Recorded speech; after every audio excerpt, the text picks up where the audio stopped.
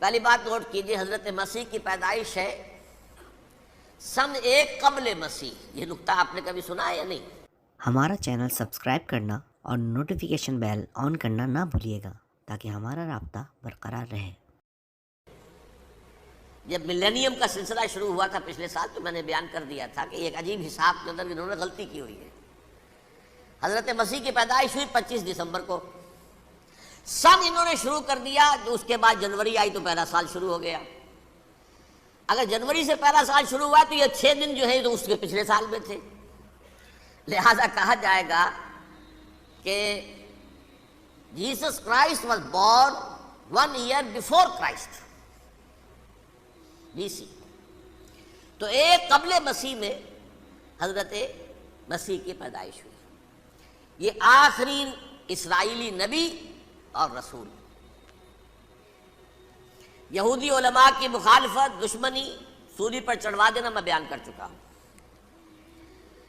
سن 33 عیسوی میں جبکہ حضرت مسیح کی عمر 33 برس تھی، اللہ تعالیٰ نے انہیں زندہ آسمان پر اٹھا لیا، لیکن یہودیوں نے اپنے خیال کے مطابق انہیں سولی پر چڑھوا دیا، ان کی موت واقع ہو گئی۔ اگرچہ اس کے بعد یہ اختلاف ہے ان میں، یہودی کہتے ہیں وہ سولی پر چڑھ گیا، ختم ہوا، مر گیا۔ عیسائی کہتے ہیں نہیں، انتقال ہوا ہے مسیح کا صلیب پر، لیکن پھر وہ دوبارہ زندہ ہو گئے ہیں۔ ان کی لاش ایک غار میں رکھ دی گئی تھی، وہاں ریزریکشن ہو گیا، ان کا باعث بعد الموت وہیں ہو گیا، اور پھر انہیں اللہ نے زندہ آسمان پر اٹھا لیا۔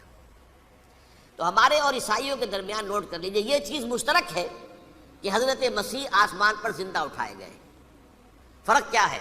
وہ سمجھتے ہیں کہ سولی دیے گئے، سولی پر مرے، پھر زندہ ہوئے، پھر گئے۔ ہم سمجھتے ہیں کہ نہیں، وما صلبوہ وما قتلوہ، انہوں نے نہ صلیب دے سکے انہیں اور نہ انہیں قتل کر سکے، بل رفع اللہ الیہ، اللہ نے اٹھا لیا۔ پھر ہمارا اور یہ اس کا عیسائیوں کا ایک اور اتفاق ہے، سیکنڈ کمنگ آف جیسس، حضرت مسیح دوبارہ آئیں گے۔ یہ عیسائیوں کا بھی عقیدہ ہے اور ہمارا بھی۔ بہرحال تو جیسا کہ میں نے عرض کیا کہ اس وقت یہ عذاب استیصال، عذاب اکبر کے مستحق ہو چکے تھے، لیکن اللہ نے ان کی مدت دراز کی ہے، لیکن ان پر دنیاوی عذاب کا ایک کوڑا جو ہے اللہ تعالیٰ کی طرف سے اسی وقت برسا۔ دنیاوی عذاب دنیا میں رہتے ہوئے ختم نہیں کیا۔ 37 برس بعد حضرت مسیح کے رفع سماوی کے 37 برس بعد سن 70 میں یہودیوں نے بغاوت کی رومیوں کے خلاف۔ رومی ٹائٹس جنرل تھا ایک، اس نے پھر جو حملہ کیا ہے، 1,33,000 یہودی ایک دن میں قتل کیا یروشلم میں، اور ہیکل سلیمانی گرا دیا۔ وہ ہیکل پہلے بھی گرا تھا، پہلے 1400 سال کے دوران میں بھی نبوکدنضر نے گرایا تھا، لیکن پھر اس کے 150 سال بعد انہوں نے دوبارہ بنا لیا تھا، اس لیے وہ اسے سیکنڈ ٹیمپل کہتے ہیں۔ پہلا ٹیمپل جو حضرت سلیمان نے بنایا تھا، نبوکدنضر نے گرا دیا 587 قبل مسیح میں، پھر دوبارہ انہوں نے 150 سال کے بعد بنا لیا۔ وہ اس تاریخ کا حصہ ہے، میں نے جس کے بارے میں آپ کو تفصیل نہیں بتائی۔ اس میں یہ ہوا سن 70 میں وہ گرا دیا گیا، وہ آج تک گرا پڑا ہوا ہے۔ نمبر 2، یہ کہہ دیا گیا کہ یہودیوں اس ارض فلسطین سے نکل جاؤ، تم یہاں نہیں رہ سکتے اب۔ لہذا جس کا جہاں سینگ سمایا چلا گیا، یورپ میں چلے گئے، ایشیا میں آ گئے، عرب میں آ گئے، یہ 3 قبیلے جو رات بھی میں نے عرض کیا تھا، بنو قینقاع، بنو نذیر اور بنو قریظہ، یہ وہاں سے آ کے مدینے میں آباد ہو گئے۔ جس کا جہاں سینگ سمایا، افریقہ میں، ہندوستان میں، جہاں چلے گئے۔ ڈایاسپورا اسے کہتے ہیں، وہ آپ نوٹ کر لیجیے اس لفظ ڈایاسپورا، ہمارا دور انتشار، جبکہ ہمیں ہماری اصل سرزمین تو فلسطین ہے، حضرت ابراہیم کا مسکن، حضرت اسحاق، حضرت یعقوب کا مسکن فلسطین، یہ ہے ہماری اصل جاگیر، یہ تو ہماری جدی پشتی جاگیر ہے، لیکن یہاں سے نکال دیے گئے سن 70 عیسوی میں، اور وہاں سے لے کے 1917 تک ان کا ڈایاسپورا جاری رہا۔ یہ دور انتشار ہے۔ اس دور انتشار کے اب چند حصے ہیں جس کو میں چاہتا ہوں کہ آپ علیحدہ علیحدہ سمجھ لیں۔ دور انتشار کا جو پہلا جو ہے تقریباً 300 برس رومی حکمران تھے، وہ یہودیوں کے بھی دشمن تھے اور عیسائیوں کے بھی دشمن تھے۔ عیسائی اور یہودی ایک دوسرے کے بھی دشمن تھے، لیکن رومی سمجھتے تھے کہ یہ ایک ہی تھیلی کے چٹے بٹے ہیں۔ رومیوں کے نزدیک عیسائی بھی یہودیوں ہی کا ایک فرقہ تھے، کوئی علیحدہ مذہب تو تھا ہی نہیں۔ لہذا رومی جو ہیں رومنز، وہ ان دونوں کو ستاتے تھے، مارتے تھے، اور یہ آپس میں لڑتے تھے۔ یہودی عیسائیوں کو مارتے تھے، عیسائی یہودیوں کو مارتے تھے۔ یہ ہے 300 برس تک کی تاریخ۔ سن 300 عیسوی میں کیا ہوا؟ ایک معجزہ ہو گیا۔ بہت عظیم ایمپرر کانسٹینٹائن، قسطنطین اعظم، رومن ایمپررز میں سے بہت بڑا ایمپرر، وہ عیسائی ہو گئے۔ اب تو معاملہ بالکل تلپٹ ہو گیا، پوری سلطنت عیسائی ہو گئی۔ اب عیسائیوں کے عیش ہو گئے اور یہودیوں پہ مار پڑنی شروع ہوئی۔ اب عیسائیوں کا آپ خود سوچئے کہ جنہیں وہ خدا بنا بیٹھے ہیں، خدا کا بیٹا قرار دے رہے ہیں، ان کے قاتل کون؟ یہودی بدماش۔ لہذا ان کی وہ پٹائی شروع ہوئی ہے یورپ میں، پوری رومن امپائر میں، انہیں ذلیل کیا گیا۔ شہروں میں آمد بند، علیحدہ رہو، گھیٹوز کے اندر رہو۔ یہودی کا نام جو ہے وہ گالی بن گیا، جیسے آج بھی یہودی گالی کہتے ہیں، جیسے خنزیر کا لفظ، آخر وہ بھی اللہ کی مخلوق ہے، لیکن آپ کو معلوم ہے کوئی شخص زبان پر نام نہیں لانا چاہتا خنزیر کا، سور کا، ہے تو مخلوق، وہ بھی ایک حیوان ہے۔ ایسے ہی یہ ہے یہودی گالی، جیوٹ گالی۔ لہذا ایک طرف تو ان دونوں کے درمیان دشمنی، جس کو قرآن کہتا ہے وَأَغْرَيْنَا بَيْنَهُمُ الْعَدَاوَةَ وَالْبَغْضَاءَ، ہم نے ان کے مابین دشمنی جو ہے پیدا کر دی ہے۔ اور جب یہ پوری سلطنت عیسائی ہو گئی تو قافیہ تنگ ہو گیا یہودیوں کا۔ اب آئیے 571 عیسوی، یعنی جب کہ ڈائسپورا کو کتنا عرصہ ہو چکا تھا؟ 500 برس۔ سن 70 سے شروع ہوا ڈائسپورا، جب ٹائٹس نے گرایا ہے ہیکل کو اور نکال باہر کیا انہیں فلسطین سے، بھاگ جاؤ، یہاں ایک یہودی بھی نہیں رہے گا، فلسطین سے نکال دیے گئے۔ اس کے پورے 500 برس بعد سن 571 عیسوی میں حضور کی پیدائش ہوئی، ولادت باسعادت محمد الرسول اللہ صلی اللہ علیہ وسلم۔ 610 میں آپ پر وحی کا آغاز ہوا، لیکن حضور کے ساتھ ان کا معاملہ کیا رہا؟ اول تو جب کہ حضور ابھی مکے ہی میں تھے، یہودیوں نے ریشہ دوانیاں شروع کر دی حضور کے خلاف۔ قریش مکہ کو سکھاتے تھے، پڑھاتے تھے، ان سے یہ پوچھو، ان سے یہ پوچھو، انہیں اس طرح تنگ کرو، ان سے یہ امتحان لو، یہ آپ کے علم میں ہے۔ سورہ بنی اسرائیل میں، سورہ کہف میں وہ سوالات، جو امتحانی سوالات آئے تھے، ذوالقرنین کون تھا، اصحاب کہف کون تھے، تم رسول بنے پھرتے ہو تو بتاؤ، اور یہ روح کی حقیقت کیا بتاؤ۔ یہ ساری ریشہ دوانیاں کر رہے تھے بیٹھے ہوئے، ابھی وہیں پر، حضور ابھی پہنچے بھی نہیں۔ ہجرت فرما کر حضور تشریف لے آئے تو حضور نے، جسے ماسٹر سٹروک کہا جائے گا، یعنی اسٹیٹس مین شپ کا ماسٹر سٹروک، آپ نے مدینے میں آتے یہودیوں کے ساتھ پیکٹ کر دیا، جوائنٹ ڈیفنس پیکٹ آف مدینہ، کہ اگر مکے والے ہم پر حملہ کریں گے تو ہم مل جل کر ایک قوم کی حیثیت سے مقابلہ کریں گے۔ یہ میثاق مدینہ کہلاتا ہے، جس کے بہت غلط معنی پہنائے جا رہے ہیں آج کل۔ بہرحال میں موضوع میرا چونکہ یہ نہیں، میں ادھر نہیں جاؤں گا، لیکن ہوا کیا؟ ہر مرتبہ یہ خیانت کے مرتکب ہوئے، ان نے جو عہد کیے تھے ان سے پھرے، اندر ہی اندر سازش، ریشہ دوانی، حضور کی بدترین دشمنی۔ سورہ نساء کی آیت نمبر 12 میں 13 میں فرمایا ہے لا تزال تطلع علی خائنۃ منہم، اے نبی ہمیشہ آپ کے علم میں ان کی طرف سے خیانتیں، بددیانتیاں آتی رہیں گی، اور بار بار وہ مسلسل جنگ کی آگ بھڑکاتے تھے۔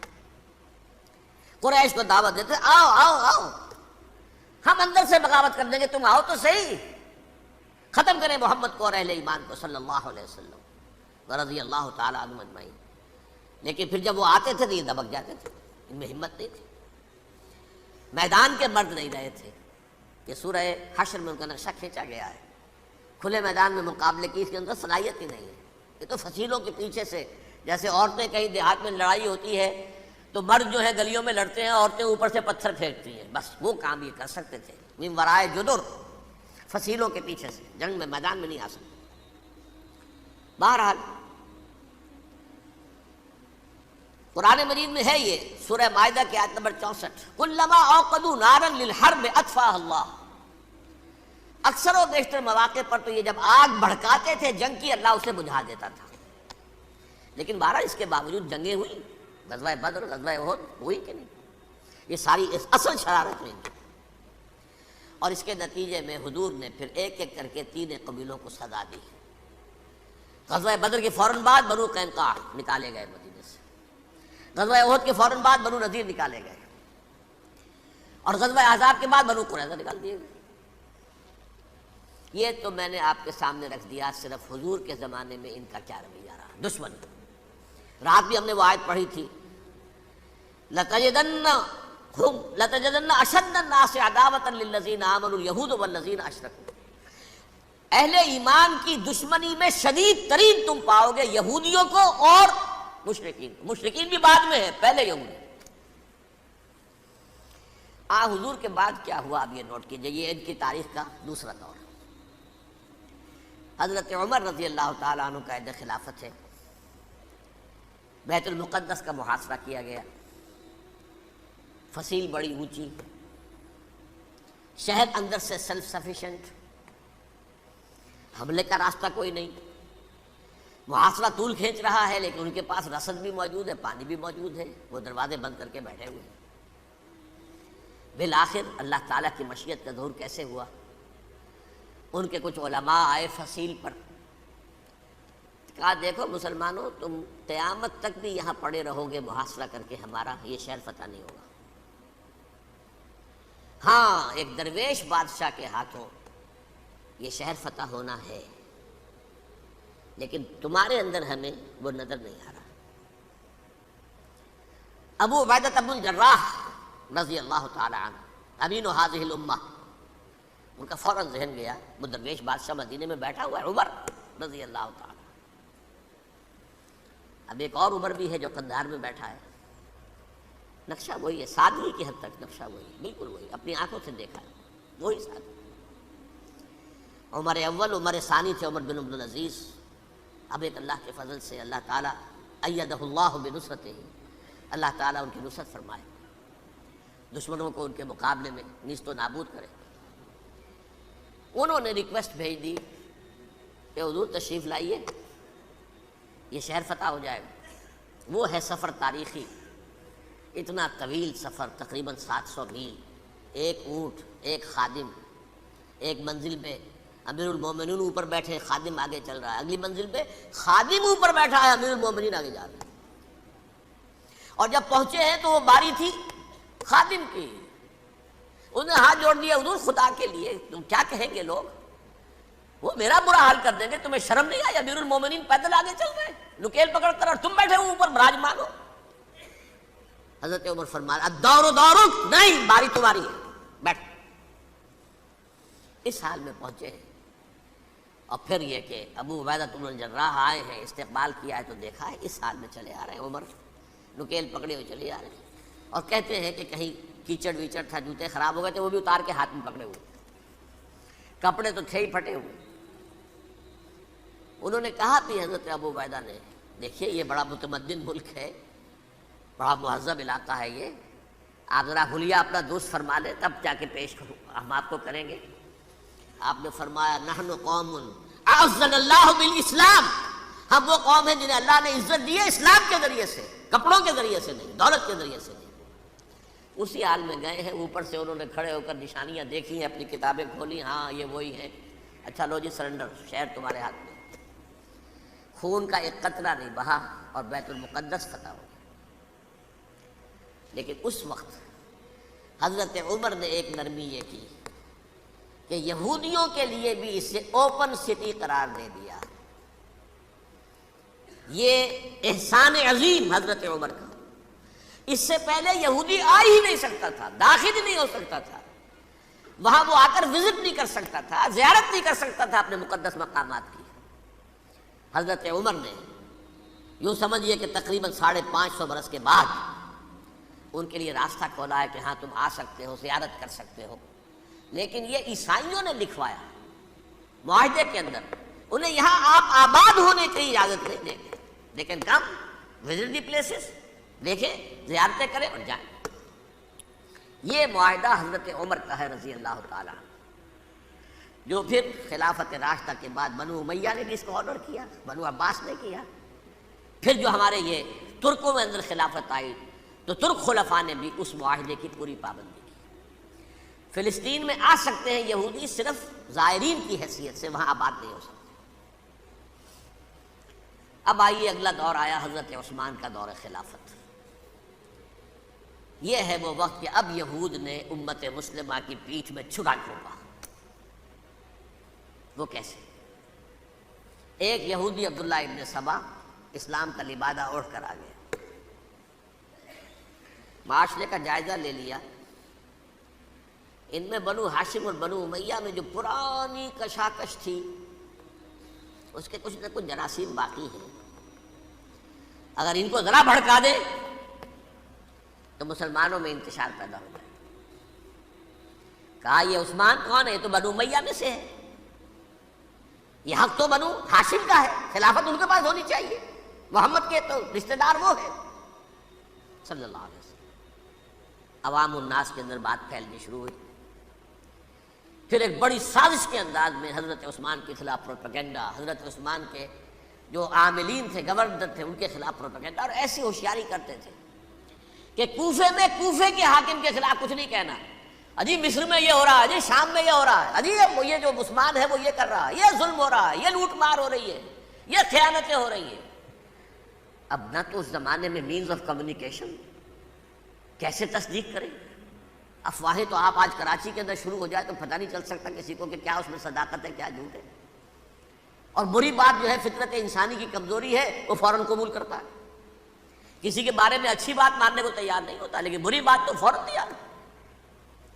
بہرحال یہ فتنہ انہوں نے اٹھایا، حضرت علی کی الوہیت کا فتنہ اٹھایا، حضرت عثمان کے خلاف الفتنۃ الکبریٰ برپا کیا، حضرت عثمان شہید ہوئے، اس کے بعد 5 برس تک مسلمان ایک دوسرے کی گردنیں کاٹتے رہے، باہمی خانہ جنگی ہوئی، امت کو وہ زخم لگایا ہے جو آج تک جس سے خون رس رہا ہے۔ یہ شیعان عثمان اور شیعان علی تھے جو بعد میں پھر سنی اور شیعہ ہو اور آج تک ہے۔ فتنہ کس نے جگایا؟ ایک عبداللہ ابن سبا یہودی اور اس کے کارندے، شیطان کا ایجنٹ، اور انسانوں میں سے بھی اس کے جو بھی حواریین تھے اور شیطانوں کے اندر سے بھی تھے، انہوں نے بھی اس آگ کو بھڑکایا۔ یہ آپ سوچ لیجئے کہ یہ کس نے وہ زخم لگایا؟ یہودی۔ اگلا دور آیا، خلافت راشدہ ختم ہوئی، بنو امیہ کا بھی دور کافی گزر گیا۔ طارق ابن زیاد 712 عیسوی میں حملہ کرتے ہیں اسپین پر۔ اسپین اس وقت عیسائیت کا بہت بڑا گڑھ، بڑے کٹر ترین عیسائی جو ہے وہ اسپین میں تھے، لہذا یہودیوں کی وہاں بہت پٹائی ہوتی تھی، بہت پٹائی ہوتی ہے، میں بتا چکا ہوں، دشمنی تھی ان کی تو چلی آ رہی تھی عیسائیوں کے ہاتھوں یہودیوں کی، وہ تو سن 300 عیسوی سے ایمپرر کانسٹنٹائن کے بعد سے شروع ہو گئی تھی۔ اس حوالے سے یہودیوں نے اس وقت چالاکی یہ برتی، کچھ راستے واسطے بتائے، کچھ مدد کی طارق ابن زیاد کی۔ طارق ابن زیاد نے انہیں اپنا محسن سمجھا، ہسپانیہ فتح ہو گیا تو یہودی چونکہ محسنین کی فہرست میں آ چکے تھے، انہیں بہت اقتدار نصیب ہوا، بڑی سپورٹ مسلمانوں نے دی۔ ان کے بڑے بڑے علماء جو اسی دور کے اندر پیدا ہوئے، بڑے بڑے تھنکرز ان کے اسی دور میں پیدا ہوئے۔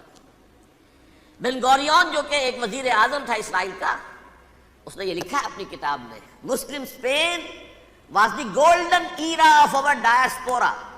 وہ ڈائسپورا جو 70 عیسوی سے شروع ہوا تھا اور 1917 عیسوی تک جاری رہا ہے، اس میں سے گولڈن ایرا ہمارا جو تھا وہ مسلم اسپین تھا، ہسپانیہ میں بیٹھ کر ہم نے عیش کیے۔ لیکن وہاں سے انہوں نے اور جو کچھ کیا، یہ تو داستان کے بہت سے گوشے ہیں، لیکن میں جس اسٹریٹ لائن میں چل رہا ہوں اس کے اعتبار سے ایک بات سمجھ لیجیے، وہاں بیٹھ کر انہوں نے اب عیسائیت کی پیٹھ میں چھڑا گھونپا، پروٹیسٹنٹ مذہب پیدا کیا، تقسیم کر دیا، جیسے شیعہ سنی کی تقسیم، عبداللہ ابن سبا، رومن کیتھولک اور پروٹیسٹنٹ کی تقسیم، یہودی علماء۔ ہوتا کیا تھا، ہسپانیہ کی یونیورسٹیاں ہیں، کارڈووا میں ہے، ٹولیڈو میں ہے، گریناڈا میں ہے، غرناطہ، قرطبہ، تولیتلا، اور وہاں آتے تھے لوگ، فرانس سے چلے آ رہے ہیں نوجوان پڑھنے کے لیے، جرمنی سے چلے آ رہے ہیں، اٹلی سے چلے آ رہے ہیں، تین ہی ملک قریب ترین پڑھتے ہیں سینٹرل جو یورپ کے ہیں۔ یہاں پر جو ہے وہ اسلام جو نور پھیلا رہا تھا اس سے بھی مستفیض ہوئے، جہالت کے جو ہے پردے ان کے وہ چھٹے، اس کے ساتھ ہی وہ یہودی وہاں ان کے اندر جو جراثیم داخل کر رہے تھے وہ اس عیسائیت کے خلاف بغاوت تھی، جو اس وقت دنیا میں عیسائیت اس وقت تھی، پوپ کا راج تھا دنیا میں اس وقت۔ یورپ میں جو عیسائیت تھی اس میں ایک طرف بادشاہ تھے، لیکن بادشاہوں کی حیثیت وہاں پر یوں سمجھ لیجئے کٹ پتلیوں کی تھی، اصل قوت پوپ کے ہاتھ میں تھی۔ اور پوپ کو انہوں نے جیسے قرآن نے کہا اتخذوا احبارهم ورهبانهم اربابا من دون اللہ، کیونکہ سینٹ پال نے شریعت موسوی ساقط کر دی تھی تو اب شریعت تھی ہی نہیں، پوپ کو اختیار تھا جس چیز کو چاہے حلال قرار دے دے، جس چیز کو چاہے حرام قرار دے دے۔ اتخذوا احبارهم ورهبانهم اربابا من دون اللہ۔ انہوں نے کہا صاحب یہ پوپ کس بلا کا نام ہے، یہ بھی انسان ہے، بات تو ٹھیک تھی نا، اصل حیثیت تو کتاب کی ہونی چاہیے نا، ڈیوائن بک، دی ریویلڈ اسکرپچر، لہذا اور یہ کتاب ہر شخص پڑھ سکتا ہے، کوئی پوپ کے باپ کو جو ہے کوئی اس کے لیے پروپرائٹری رائٹس تو نہیں ہے کہ صرف پوپ پڑھ سکتا ہے یا پادری پڑھ سکتے ہیں، ہم بھی پڑھ سکتے ہیں، ہم بھی سمجھ سکتے ہیں۔ یہ باتیں تھی کہ جن کو بڑھا چڑھا کر بیان کر کے اور پوپ کا اقتدار ختم کرا دیا اور توجہ مرکوز کر دی بائبل کی طرف۔ اب بائبل میں بڑا حصہ تو اولڈ ٹیسٹامنٹ کا ہے، نتیجہ کیا ہوا، یہود کی عظمت پروٹیسٹنٹس کے نزدیک مسلم ہو گئی۔ اصل قوم تو یہ ہے، وہ دشمنی بدلی کہ نہیں بدلی، موسیٰ کے امتی یہ ہے، تورات موسیٰ کو دی گئی، ابراہیم کی نسل یہ ہے، لہذا وہ جو دشمنی تھی، جو عداوت تھی کہ ہمارے خدا کو سولی چڑھانے والے ہیں یہ بدماش، اس کا ازالہ ہوا اس پروٹیسٹنٹ مذہب کے نتیجے میں۔ یہ میں اب آپ کو بتاتا ہوں کہ ایک نتیجہ وہ نکلا ہے جسے برٹرنڈ رسل نے بیان کیا ہے، اس کی کتاب ہے ان پریز آف آئیڈلنس، صفحہ 108۔ وہ لکھتا ہے دی Christians retaining the Judaic belief in a special revelation added to it the Roman desire for worldwide domination and the Greek taste for metaphysical subtleties. The combination produced the most fiercely persecuting religion that the world has yet known. یہ تین چیزیں آ کر عیسائیت میں مل گئیں۔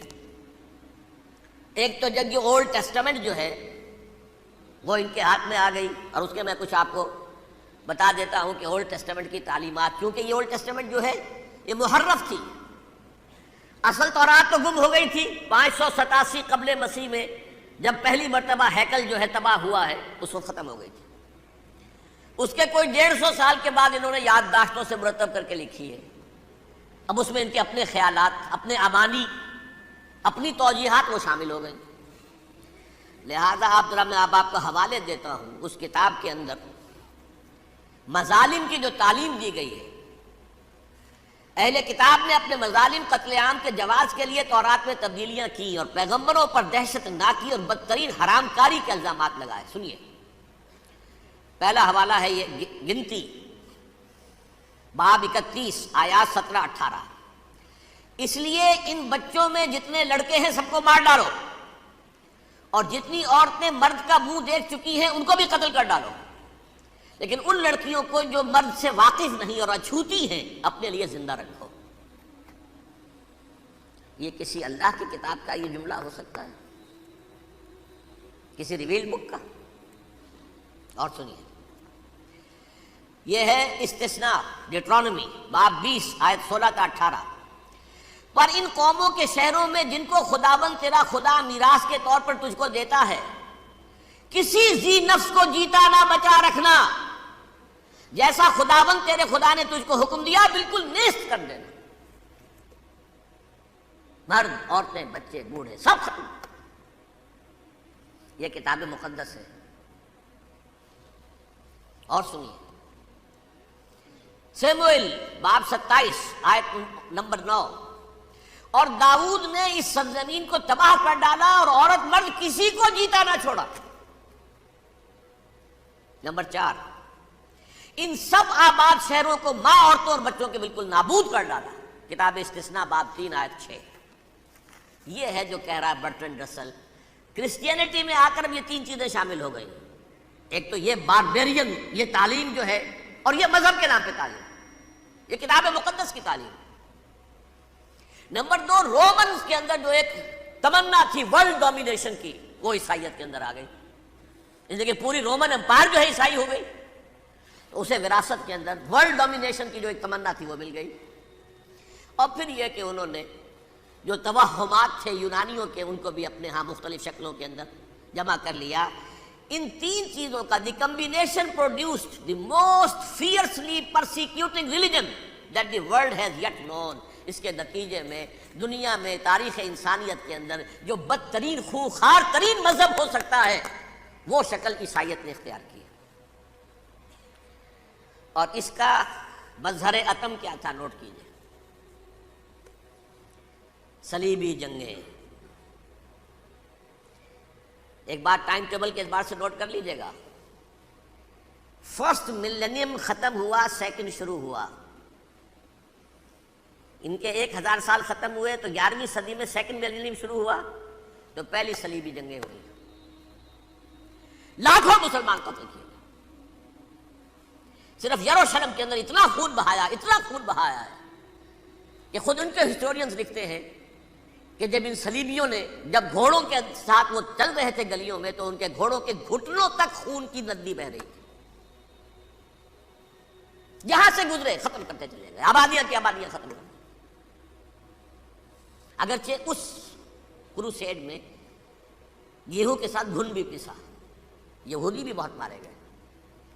یہ France سے، جرمنی سے جب یہ کروسیڈرز آ رہے تھے، 3000 میل کا سفر طے کر کے آئے تھے۔ سوچئے تو صحیح، اربن ثانی پوپ جو تھا، آگ لگا دی تھی اس نے پورے یورپ کے اندر۔ شرم سے ڈوب مرو، تمہارے مقدس علاقے مسلمانوں کے ہاتھ میں، انفیڈلز، یہ کافر، یہ مرتد، یہ ملحد۔ مسیح جہاں پیدا ہوا، مسیح کو جہاں سولی دی گئی، وہ کہاں ہے؟ ان کے ہاتھ میں۔ وہ آگ لگائی ہے، 3000 میل کا فاصلہ طے کر کے یہ قومیں آئی ہیں وہاں، اور جو تباہی مچائی ہے انہوں نے۔ تاریخ انسانی میں ایسی بربریت کی کوئی مثال، اور یہ ان کے اپنے ہسٹورینز لکھتے ہیں۔ شرم کے مارے ایسے محسوس ہوتا ہے جیسے ان کی گردنیں جھکی جا رہی ہیں، لکھتے ہیں۔ ہمارا چینل سبسکرائب کرنا اور نوٹیفیکیشن بیل آن کرنا نہ بھولیے گا تاکہ ہمارا رابطہ برقرار رہے۔ نحمدہ و نصلی علی رسولہ الکریم، اما بعد، فاعوذ باللہ من الشیطان الرجیم، بسم اللہ الرحمن الرحیم۔ اہدنا الصراط المستقیم، صراط الذین انعمت علیہم غیر المغضوب علیہم ولا الضالین، آمین یا رب العالمین۔ صدق اللہ مولانا العظیم وصدق رسولہ النبی الکریم۔ حضرات، آج کا موضوع طویل ہے، تقریباً 3500 سال کی تاریخ کا خلاصہ آپ کے سامنے رکھنا ہے، تو اس میں تفصیلات پہ تو ہم جا نہیں سکتے۔ اصولی طور پر کچھ باتیں ہیں جو میں آپ کے سامنے کوشش کروں گا کہ رکھ دوں، اس پر پھر مزید غور و فکر کرتے رہیں۔ یہ کام تو ایک مسلسل عمل کا متقاضی ہے، ایک سوچ پیدا ہونی چاہیے، ایک آدمی کے اندر ارج پیدا ہونی چاہیے کہ مجھے تاریخ سیکھنی ہے، اور قرآن مجید میں جو بنی اسرائیل کا ذکر ہے اس کو سمجھنے کی کوشش کرنی ہے، تو پھر یہ کچھ عرصے میں ہو جاتا ہے۔ آدمی مطالعہ کرے، اخبارات پڑھے، رسائل پڑھے، جہاں سے کوئی چیز ملے اس کو اپنے ذہن میں ٹانک لے، اور پھر اس میں اضافہ ہوتا رہے گا، تو ایک 5-10 سال میں 15 سال میں یہ چیز اپنے ایک ایسے درجے کو پہنچ جاتی ہے کہ آدمی سمجھتا ہے کہ اب مجھے کچھ معلومات جو ہیں وہ مفید معلومات ہو گئی ہیں۔ جہاں تک بنی اسرائیل کا تعلق ہے، لفظ حضرت ابراہیم علیہ السلام کا ذکر قرآن پاک میں ہے، اور وہ جلیل القدر پیغمبر ہیں، اور ان کا زمانہ آج سے تقریباً 4000 سال پہلے کا ہے۔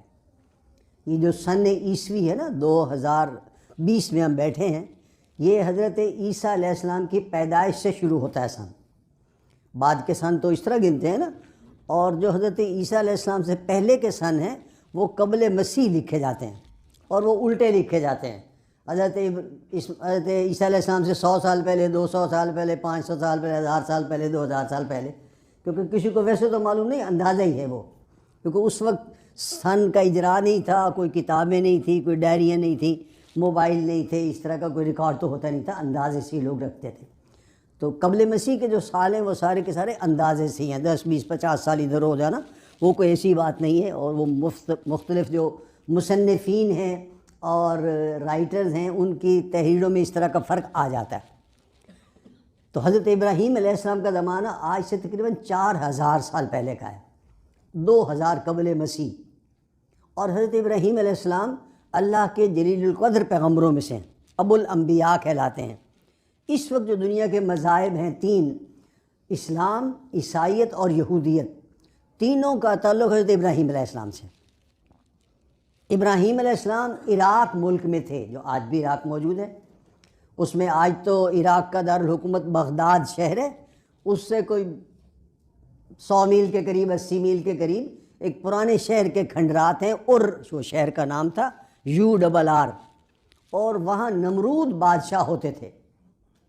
نمرود بھی فرعون کی طرح ایک خاندان کا نام ہے، انہوں نے تقریباً 1500 سال 1500 سال حکومت کی ہے خاندان نے، کئی حکمران آئے، کہلاتے سارے نمرود تھے، نمرود خاندان کا نام ہے، بندوں کے نام اور تھے، خدائی کے دعوے دار تھے، نسل کے اعتبار سے غالباً بلیکس تھے، حبشی تھے، اور اس نمرود بادشاہ کے دور میں حضرت ابراہیم علیہ السلام کے جو والد ہیں، قرآن مجید بہرحال یہ کہتا ہے، کچھ لوگ ہیں جو ان کو چچا کہتے ہیں کہ وہ حضرت ابراہیم کے چچا تھے، والد نہیں تھے، بہرحال اکثریت مفسرین کی ان کو والد ہی کہتے ہیں، کہ صرف قرآن مجید میں لکھا ابی کا لفظ آیا ہے۔ حضرت ابراہیم کے والد کسی ایک نمرود بادشاہ کے دور میں کسی بت خانے کے محتمم تھے، اور صاف ظاہر ہے ان کے گھر میں اللہ نے وہ بیٹا دے دیا تھا، ممکن ہے کہ پہلے کچھ صحیح آدمی ہو، بعد میں بگڑ گیا ہو، یہ بھی ہو سکتا ہے۔ تو حضرت ابراہیم علیہ السلام کو اپنے گھر میں ایک بت پرستی کا ماحول ملا ہے، اگرچہ حضرت ابراہیم علیہ السلام کو اللہ نے بڑی اچھی سرشت دی تھی اور ان کو موحد بنایا تھا، اور یہ بات قرآن مجید کے نزدیک بہت بنیادی ہے کہ حدیث میں الفاظ آئے ہیں کہ رسول اللہ صلی اللہ علیہ وسلم نے فرمایا کل مولود یولد علی الفطرہ فابواہ یحودانہ او یمجسانہ او ینصرانہ، ہر بچہ جو دنیا میں پیدا ہوتا ہے، چاہے وہ ٹرمپ کے گھر میں پیدا ہو یا کسی چین کے صدر کے گھر میں پیدا ہو، انسان ہے، اولاد آدم ہے، تو وہ فطرت اسلام پر پیدا ہوتا ہے۔ جو اس کے والدین ہے، اس کا ماحول ہے، اس کی اسکولنگ ہے، اور جو اس کو یہودی عیسائی نصرانی بنا دیتے۔ ہندو کے گھر میں پیدا ہو گیا تو وہ وہی تعلیم دیکھے گا، دائیں بائیں مندروں میں جائے گا، ایسے ہوگا، عیسائیوں کے گھر میں پیدا ہو گیا تو ایسا ہو جائے گا، تو جس سے وہ اس کا ذہن خراب ہو جاتا ہے۔ اگر اس کو ایک آئیڈیل ماحول ملے تو یقیناً ہر بچہ جو ہے وہ فطرت اسلام پر پیدا ہوتا ہے، اور وہ فطرت اسلام پر ہی ہوگا۔ اسی بنیاد پر ہم تمام دنیا کو اسلام کی دعوت دیتے ہیں نا، کہ اللہ نے سب کو پیدا کیا ہے، آدم و حوا کی اولاد ہیں اور فطرت اسلام پر ہیں، لہذا مسلمان ہونا چاہیے انہیں۔ اسلام کو اسی لیے آفاقی دین کہا جاتا ہے، ساری نوع انسانی کے لیے دین کہا جاتا ہے، اس کی بنیاد یہی۔ تو ابراہیم علیہ السلام کو اللہ نے موحد بنایا تھا، وہ اس گھریلو ماحول سے بچ کر بھی ایک اچھے موحد انسان تھے، قرآن میں ہی تعریف کر رہا ہے، پیغمبر تھے۔ آج کے دور میں بھی، اگر اس دور میں بھی کوئی اچھے موحد انسان ہو سکتے ہیں اور برے ماحول میں ہو سکتے ہیں۔ رسول اللہ صلی اللہ علیہ وسلم کے دور میں جب کعبے میں 360 بت رکھے ہوئے تھے، اس وقت ابو بکر جیسا انسان ہو سکتا ہے اور دوسرے جو عشرہ مبشرہ کے صحابہ ہیں اس ماحول میں، تو یقیناً فطرت انسانی ہے کہ کچھ لوگ اپنے آپ کو برے سے برے ماحول میں بھی بچا کر موحد رکھتے ہیں اور سیدھے راستے پر چل سکتے ہیں۔ کچھ بگڑ بھی جاتے ہیں لیکن کچھ جو ہیں وہ اپنے آپ کو بچا لیتے ہیں۔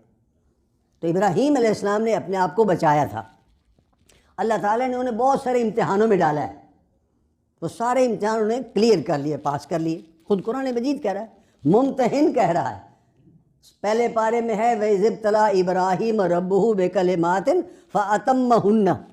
اللہ نے ابراہیم علیہ السلام کو بہت سارے امتحانوں میں ڈالا اور انہوں نے وہ سارے امتحان کامیابی سے پاس کر لیے۔ ممتحن کہہ رہا ہے کہ بہت اچھی چھاوا ہے۔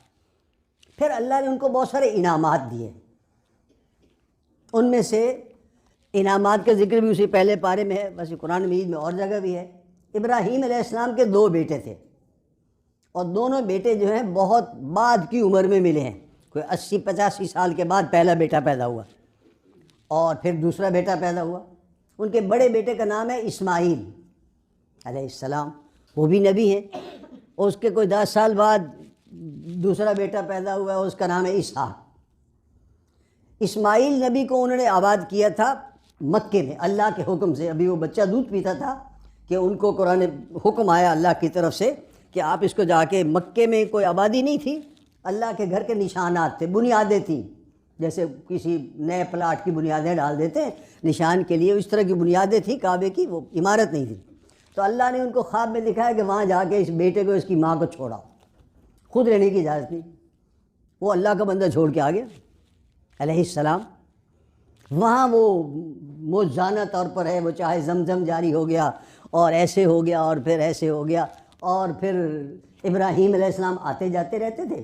وہیں وہ قربانی کا واقعہ پیش آیا کہ خواب میں دیکھا ابراہیم علیہ السلام نے، قرآن مجید میں سورہ شعراء میں بھی ہے، صافات میں بھی ہے کہ خواب میں دیکھا کہ میں بیٹے کو ذبح کر رہا ہوں، اور نبی کا خواب سچا ہوتا ہے، لہٰذا ابراہیم علیہ السلام تیار ہو گئے، اس کی والدہ بھی تیار ہو گئی۔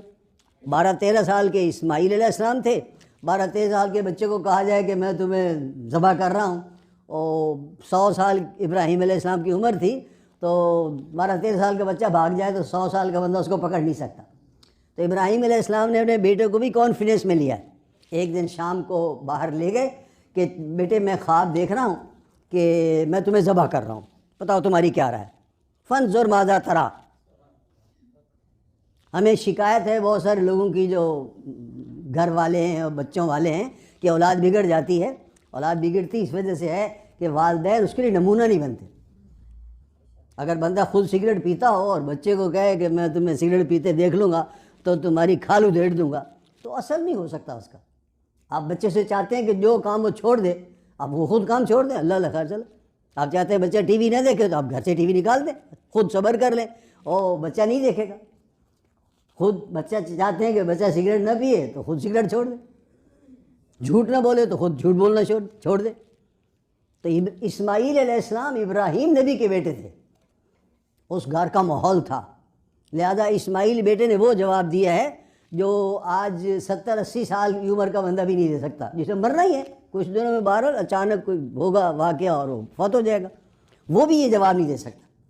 اسماعیل بیٹے نے کہا کہ ابا جان جو اللہ آپ کو حکم دے رہا ہے وہ کر گزریں، میں تیار ہوں۔ افعل ما تؤمر ستجدنی انشاءاللہ من الصابرین، میں صبر کروں گا، بھاگوں گا نہیں۔ تو ابراہیم علیہ السلام کو اطمینان ہوا، وہ جیسے ہی خواب میں دیکھا تھا اسی طرح کا انہوں نے نقشہ بنایا ہے، اور بیٹے کو جو ہے وہ آنکھوں پر پٹی باندھی ہے، غالباً خواب میں بھی سیدھا ہوگا، اور اس پر چھری چلا دی۔ قربان گاہ آج بھی موجود ہے، وہ مکے میں جو حج کو جاتے ہیں وہ بڑی قربانیاں وہیں ہوتی ہیں، مکے سے کوئی 7-8 کلومیٹر دور ہے۔ بس ابراہیم علیہ السلام نے وہ نقشہ پورا کر دیا، اللہ نے قبول کر لیا۔ ابھی قرآن مجید کہہ رہا ہے کہ اسماعیل علیہ السلام کو بچا لیا گیا تھا، اور ایک جانور دمبا جو ہے وہ لا کے جبریل لائے تھے، وہ ذبح ہو گیا تھا۔ ابراہیم علیہ السلام نے آنکھیں کھولی تو بیٹا ادھر کھڑا تھا اور ایک جانور ذبح ہوا تھا۔ اللہ نے خود کہا ہے کہ ابراہیم قد صدقت الرؤیا، آپ نے تو خواب سچا ہی کر دیا۔ ممتحن کہہ رہا ہے، اس وقت کوئی پریس کانفرنسز نہیں ہوتی تھی، کوئی نمائندے نہیں ہوتے تھے اخبارات کے کہ ابراہیم علیہ السلام بیٹے کو ذبح کر رہے ہیں اور سارے صحافی جمع ہیں اور کیمرے لگے ہوئے ہیں اور ایسے ہو رہا ہے. وہ تو ابراہیم علیہ السلام تھے، بیٹا تھا، یا اللہ دیکھ رہا تھا بس، یا فرشتے کو دیکھ رہے ہوں. اللہ نے ہی کہا ہے قرآن مجید میں کہ آپ نے خواب تو سچا ہی کر دیا، کمال کر دیا. آسان کام نہیں ہے. لیکن وہ کیوں ہوا؟ اس دن اگر اسماعیل ذبح ہو جاتا تو اسماعیل کی اولاد میں محمد صلی اللہ علیہ وسلم ہے، دنیا کا نقشہ عورت. امتحان تھا، وہ ہو گیا. امتحان تو چند سیکنڈ کا ہی ہوتا ہے. انہیں آنکھوں پٹی باندھ کر کے چھری چلا دی، امتحان ختم ہو گیا، بس کامیاب ہو گیا بندہ. تو بچے کا بچ جانا ایک الگ فینومینن ہے. وہ اس سے پھر جو ہے پھر اللہ نے انعامات دیے بہت سارے. کعبہ بنا، تعمیر کرائی ہے انہوں نے، پھر اللہ نے ایک امت بنا دی. انہی اسماعیل نبی کی اولاد میں محمد صلی اللہ علیہ وسلم، اس کا تذکرہ بعد میں آئے گا. دوسرا بیٹا ملا ان کو اسحاق نبی. اسحاق نبی کو انہوں نے فلسطین میں آباد کیا، جو آج کل کا فلسطین ہے، اسرائیل کے ساتھ جو جھگڑا چل رہا ہے. اور جو ہے وہ ان کی اولاد میں بہت زیادہ نبی آئے ہیں. اسماعیل نبی کی اولاد میں انہوں نے مکے میں آباد کیا تھا. محمد صلی اللہ علیہ وسلم کی ولادت 571 عیسوی کی ہے، اور ابراہیم کا زمانہ 2000 قبل مسیح کا ہے. تو تقریباً 2500 سال کوئی نبی نہیں آیا عرب میں. اسماعیل نبی کی اولاد میں بھی کوئی 2500 سال کوئی نبی نہیں ہے. ایک ہی نبی آیا ہے، وہ محمد صلی اللہ علیہ وسلم ہے، 2500 سال بعد. جبکہ اسحاق نبی کی اولاد میں بے شمار پیغمبر آئے ہیں. سورہ عنکبوت میں ہے کہ ہم نے ان کی اولاد میں پیغمبری رکھ دی. کافی سارے پیغمبر ان کی اولاد میں مسلسل آتے رہے. اور ان کے بیٹے یعقوب نبی ہیں، ان کے بیٹے یوسف نبی ہیں، ان کے بعد بھی نبی ہیں ان کی اولاد میں. پھر انہی کی اولاد میں موسیٰ علیہ السلام ہے، ہارون علیہ السلام ہے. ایک ایک گھر میں کئی کئی نبی ہیں. یہ اسحاق نبی کی اولاد ہے. سلیمان نبی ہیں، داؤد نبی ہیں، سلیمان نبی ہیں، اس کے بعد زکریا نبی ہیں، اور اس کے بعد عیسیٰ نبی ہیں. بہت سارے پیغمبر جو ہیں سارے انہی کی اولاد میں آئے ہیں. اسحاق نبی کی اولاد میں آخری نبی جو ان کی اولاد کے آخری نبی وہ عیسیٰ علیہ السلام ہے. محمد صلی اللہ علیہ وسلم سے کوئی 600 سال پہ، 610 میں حضور پر ہی وہی آئی ہے، تو 600 سال پہلے عیسیٰ علیہ السلام ہیں جو اسحاق نبی کی اولاد میں تھے. اس کے بعد قرآن مجید یہ بتا رہا ہے کہ عیسیٰ علیہ السلام اور محمد صلی اللہ علیہ وسلم کے درمیان 600 سال کا وقفہ ہے، جس میں کوئی پیغمبر نہیں آیا دنیا میں. 600 سال یہ گویا کہ فترت کہلاتی ہے قرآن مجید کی اصطلاح میں، کہ اللہ تعالیٰ نے نبوت اور رسالت کا دروازہ بند کرنا تھا، ختم نبوت، تو اسے 600 سال پہلے ایک وقفہ ہی دے دیا تاکہ لوگ انتظار اور نبوت کے بغیر دیکھیں کہ کیسے حالات ہوتے ہیں. تو 600 سال کے بعد ایک پیغمبر بھیجا محمد صلی اللہ علیہ وسلم کو قرآن دے کر، اور نبوت کے اختتام کا اعلان کر دیا اور قرآن کی حفاظت کر دی کہ قیامت تک یہی چلتا رہے گا. یہ ابراہیم علیہ السلام کی اولاد کا معاملہ ہے. سورہ حدید آپ پڑھتے ہیں، منتخب نصاب کا آخری حصہ ہے، اس میں آیت نمبر 26 میں یہ فرمایا گیا، بہت اہم آیت ہے. فرمایا لقد ارسلنا رسولنا لقد ارسلنا نوحا و ابراہیم وجعلنا فی ذریتہم النبوۃ والکتاب. ہم نے نوح علیہ السلام کو بھیجا، ابراہیم علیہ السلام کو بھیجا، اور تاریخ نے ایک ٹرن لیا. حالات جا رہے تھے یوں ہو گئے. نوح علیہ السلام کے زمانے میں بھی حالات نے ٹرن لیا. نوح علیہ السلام سے پہلے جتنے نبی آئے وہ بہت کہیں خال آبادی خال تھی. فرمایا نوح علیہ السلام کو ہم نے پیغمبر بنایا اور ان کی اولاد میں نبوت اور کتاب رکھ دی کہ اب جتنے نبی آئیں گے وہ نوح علیہ السلام کی اولاد میں ہوں گے. بہت بڑا واقعہ ہے. اور ابراہیم علیہ السلام پر بھی اسی طرح کا واقعہ پیش آیا کہ الگ الگ نبی بھیجنے سے، پیغمبر بھیجنے سے جو چل رہا تھا سلسلہ، نوح علیہ السلام اور ابراہیم علیہ السلام کے درمیان کوئی 2500 سال کا فرق ہے. نبی آ رہے تھے، ایک علاقے میں نبی آتا تھا، مینز آف ٹرانسپورٹیشن تھے ہی نہیں. کوئی ہندوستان میں آیا تو ایران میں کوئی اور ہے، اور افغانستان میں کوئی اور ہے، اور عرب میں کوئی اور ہے، چین میں کوئی اور ہے، جانتے ہی نہیں تھے، سفر نہیں تھے نا. تو وہ پیغمبر جب تک زندہ رہتے تھے لوگ سنتے رہتے تھے. بعض صحابہ ہوتے تھے، وہ وفات پا گئے، صحابہ کچھ دیر کام کیا، پھر حالات خراب ہو گئے، پھر نیا نبی آ جاتا تھا. تو ایک کنٹینیوٹی نہیں تھی. اللہ نے ابراہیم علیہ السلام کے ساتھ ان کی اولاد میں پیغمبری رکھ دی کہ اب جتنے نبی آئیں گے وہ ابراہیم علیہ السلام کی اولاد میں ہوں گے. اور اس سے مطلب یہ تھا ابراہیم علیہ السلام کا زمانہ آج سے 4000 سال پہلے یا 2000 قبل مسیح، یہ جو موجودہ تاریخ ہے نا دنیا کی، یورپ نے ترقی کی ہے اور مینز آف کمیونیکیشن بڑھ گئے ہیں، تحقیق بڑھ گئی ہے، یہ بڑھ گیا ہے ہر چیز، کچھ نہ کچھ وہ کھدائیاں ہوتی ہیں، آثار قدیمہ سے کچھ نہ کچھ نکالا جاتا ہے.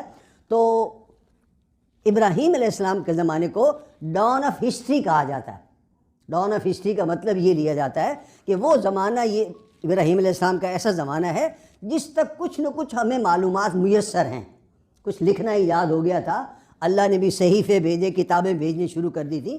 ابراہیم علیہ السلام سے پہلے جو پیغمبر آئے ہیں اس میں زیادہ تر زبانی وحی آتی تھی، اس لیے لکھنے پڑھنے کا رواج نہیں تھا. انسانوں نے لکھنا پڑھنا یاد کیا ہے، سیکھا ہے، صحیفے بنانے، پمفلیٹ بنانے، کتابیں بنانا سیکھا ہے. تو اللہ نے تحریری وحی بھیجنی شروع کر دی، اور جب انسانوں نے کتابیں بنانا شروع کر دی تو اللہ نے کتابیں نازل کر دی.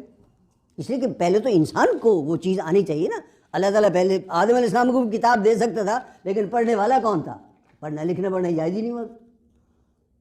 تو جیسے جیسے انسان نے ترقی کی ہے ایسے ایسے اللہ نے اپنی وحی کا انداز بھی بدل دیا. اس لیے کہ اب کتاب کی شکل میں آ جائے، وحی آ گئی جن پیغمبر پر، کتاب وہی تحریری شکل میں آ گئی، وہ ایک محکم بات، مثبت بات، جب مرضی پڑھ لو. قرآن ہے، اب رسول اللہ صلی اللہ علیہ وسلم کے 1500 سال بعد بھی ہم پڑھ رہے ہیں، قرآن ہے، بس ٹھیک ہے جناب، یہ آئی تھی وہی، اور اس پر ہمارا ایمان ہے اور یقین ہے.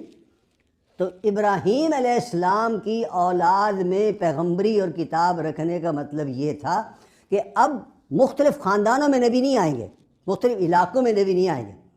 ابراہیم صلی اللہ علیہ السلام کی اولاد میں پیغمبری ہو.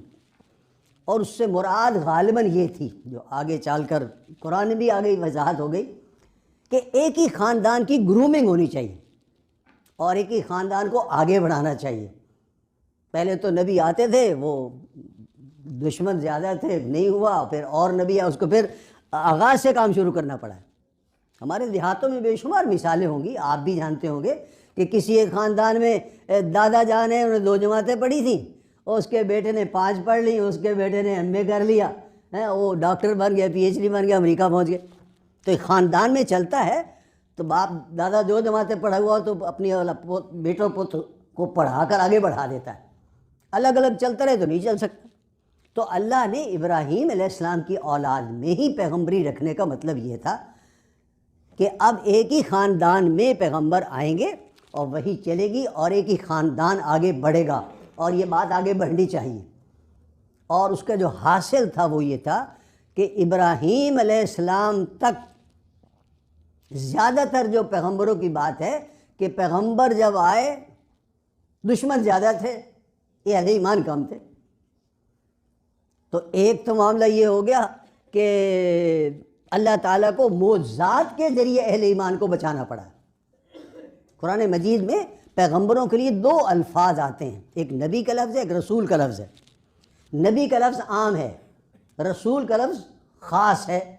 مطلب کیا ہے کہ جب ہم کسی سے پوچھتے ہیں کہ آپ کی تعلیم کیا ہے، وہ اگر کہہ دی ایف اے پاس میں ہوں، ایف اے کیا ہے، تو ٹھیک ہے بھائی، آپ نے معلومات دے دی. اور دوسرے سے پوچھتے ہیں، اس سے میں نے ایم اے کیا ہے، تو ایم اے والے سے یہ نہیں پوچھتے کہ آپ نے ایف اے بھی کیا ہے کہ نہیں کیا، وہ تو ایف اے ہوگا بھی ہوگا تو ایم اے ہوگا. تو نبی جو ہیں وہ عام ہے اور رسول خاص ہے.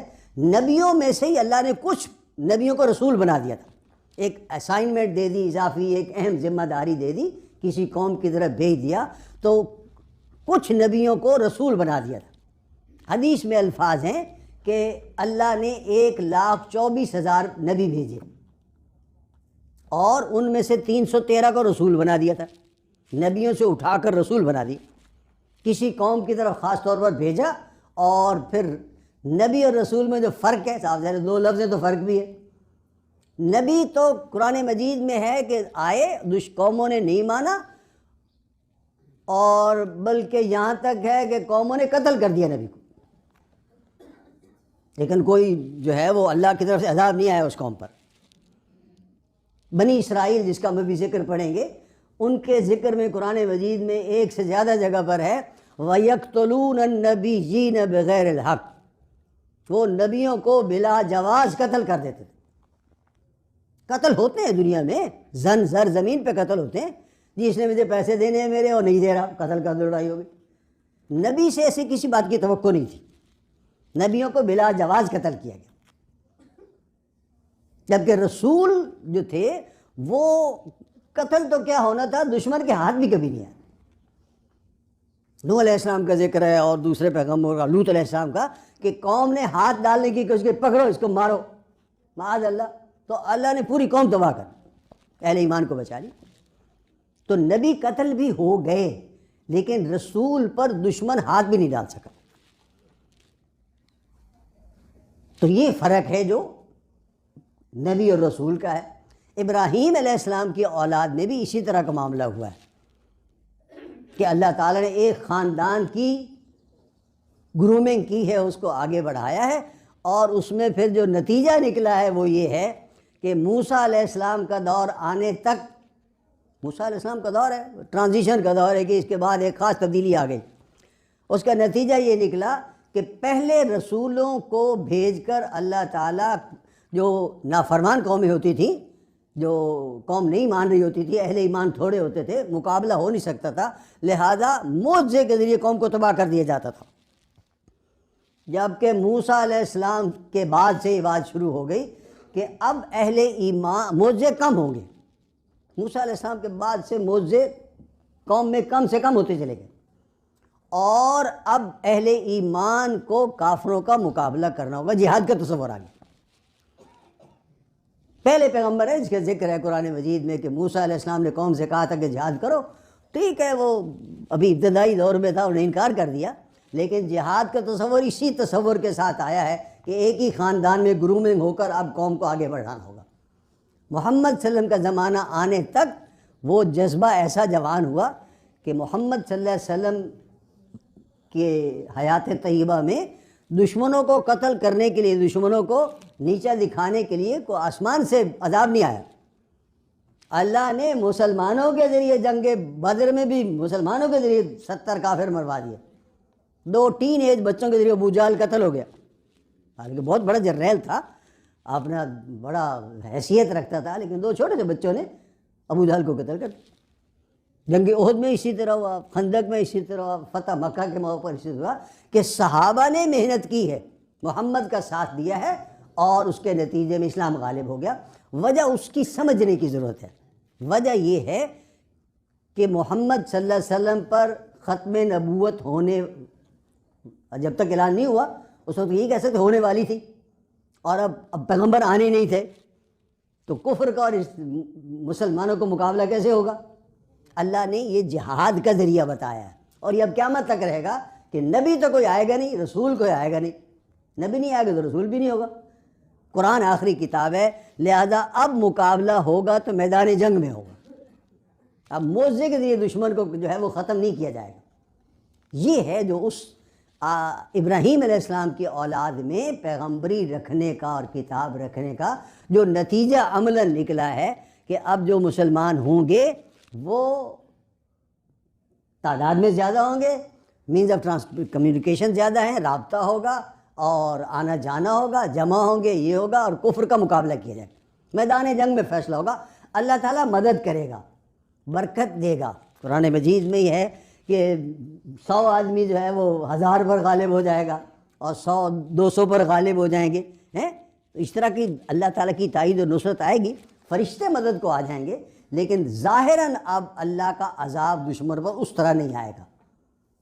تو یہ ابراہیم علیہ السلام کی اولاد کا معاملہ ہے۔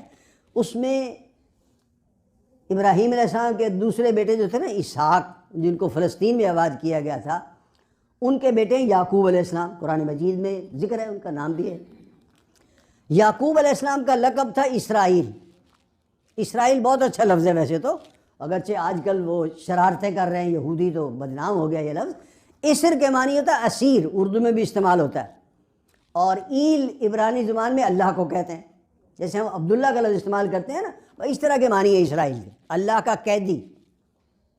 تو یعقوب علیہ السلام نے کہا تھا اپنی قوم سے کہ مجھے اسرائیل کہا کرو، اچھا لفظ ہے بھائی، یہ اللہ کا بندہ ہے، خاص بندہ ہے۔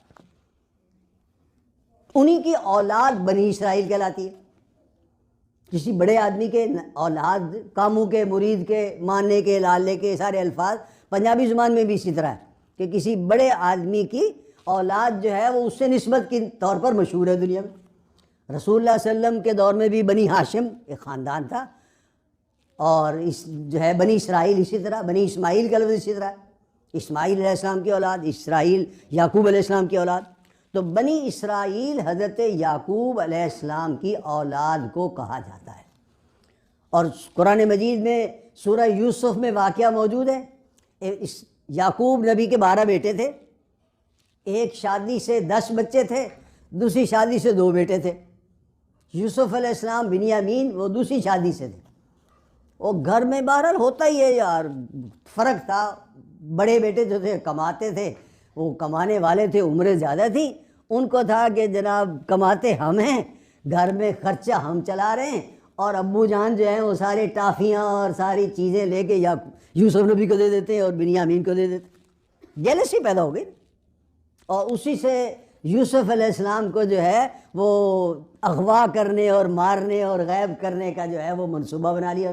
سورہ یوسف ساری اسی پر ہے، اور اس پر زین دیکھو پیغمبر کی اولاد ہیں، یعقوب پیغمبر ہیں، ان کی اولاد ہے، ان کے گھر میں پل بڑھ رہے ہیں نا، لیکن منصوبہ یہ بنا لیا کہ ابو جان یوسف علیہ السلام کو بہت زیادہ پیار کرتے ہیں، محبت کرتے ہیں، اور اس طرح کرو کہ یوسف علیہ السلام کو قتل کر دو۔ وَتَكُونُوا مِن بَعْدِهِ قَوْمًا صَالِحِينَ، یہ انسانی کمزوری ہے، یہ نفسیات انسانی ہے کہ پہلے اتنا بڑا جرم کر لو، کبیرہ گناہ، اور اس کے بعد توبہ کر لینا، ہاتھ میں تسبیح پکڑ لینا، یہ ہو جانا، یہ ہو جانا، اللہ اللہ خیر چلا۔ یہ انسانی سوچ ہے، اس نیت سے کو کبیرہ گناہ کرنا کہ بعد میں توبہ کر لوں گا تو یہ تو بہت بڑا جرم ہو گیا۔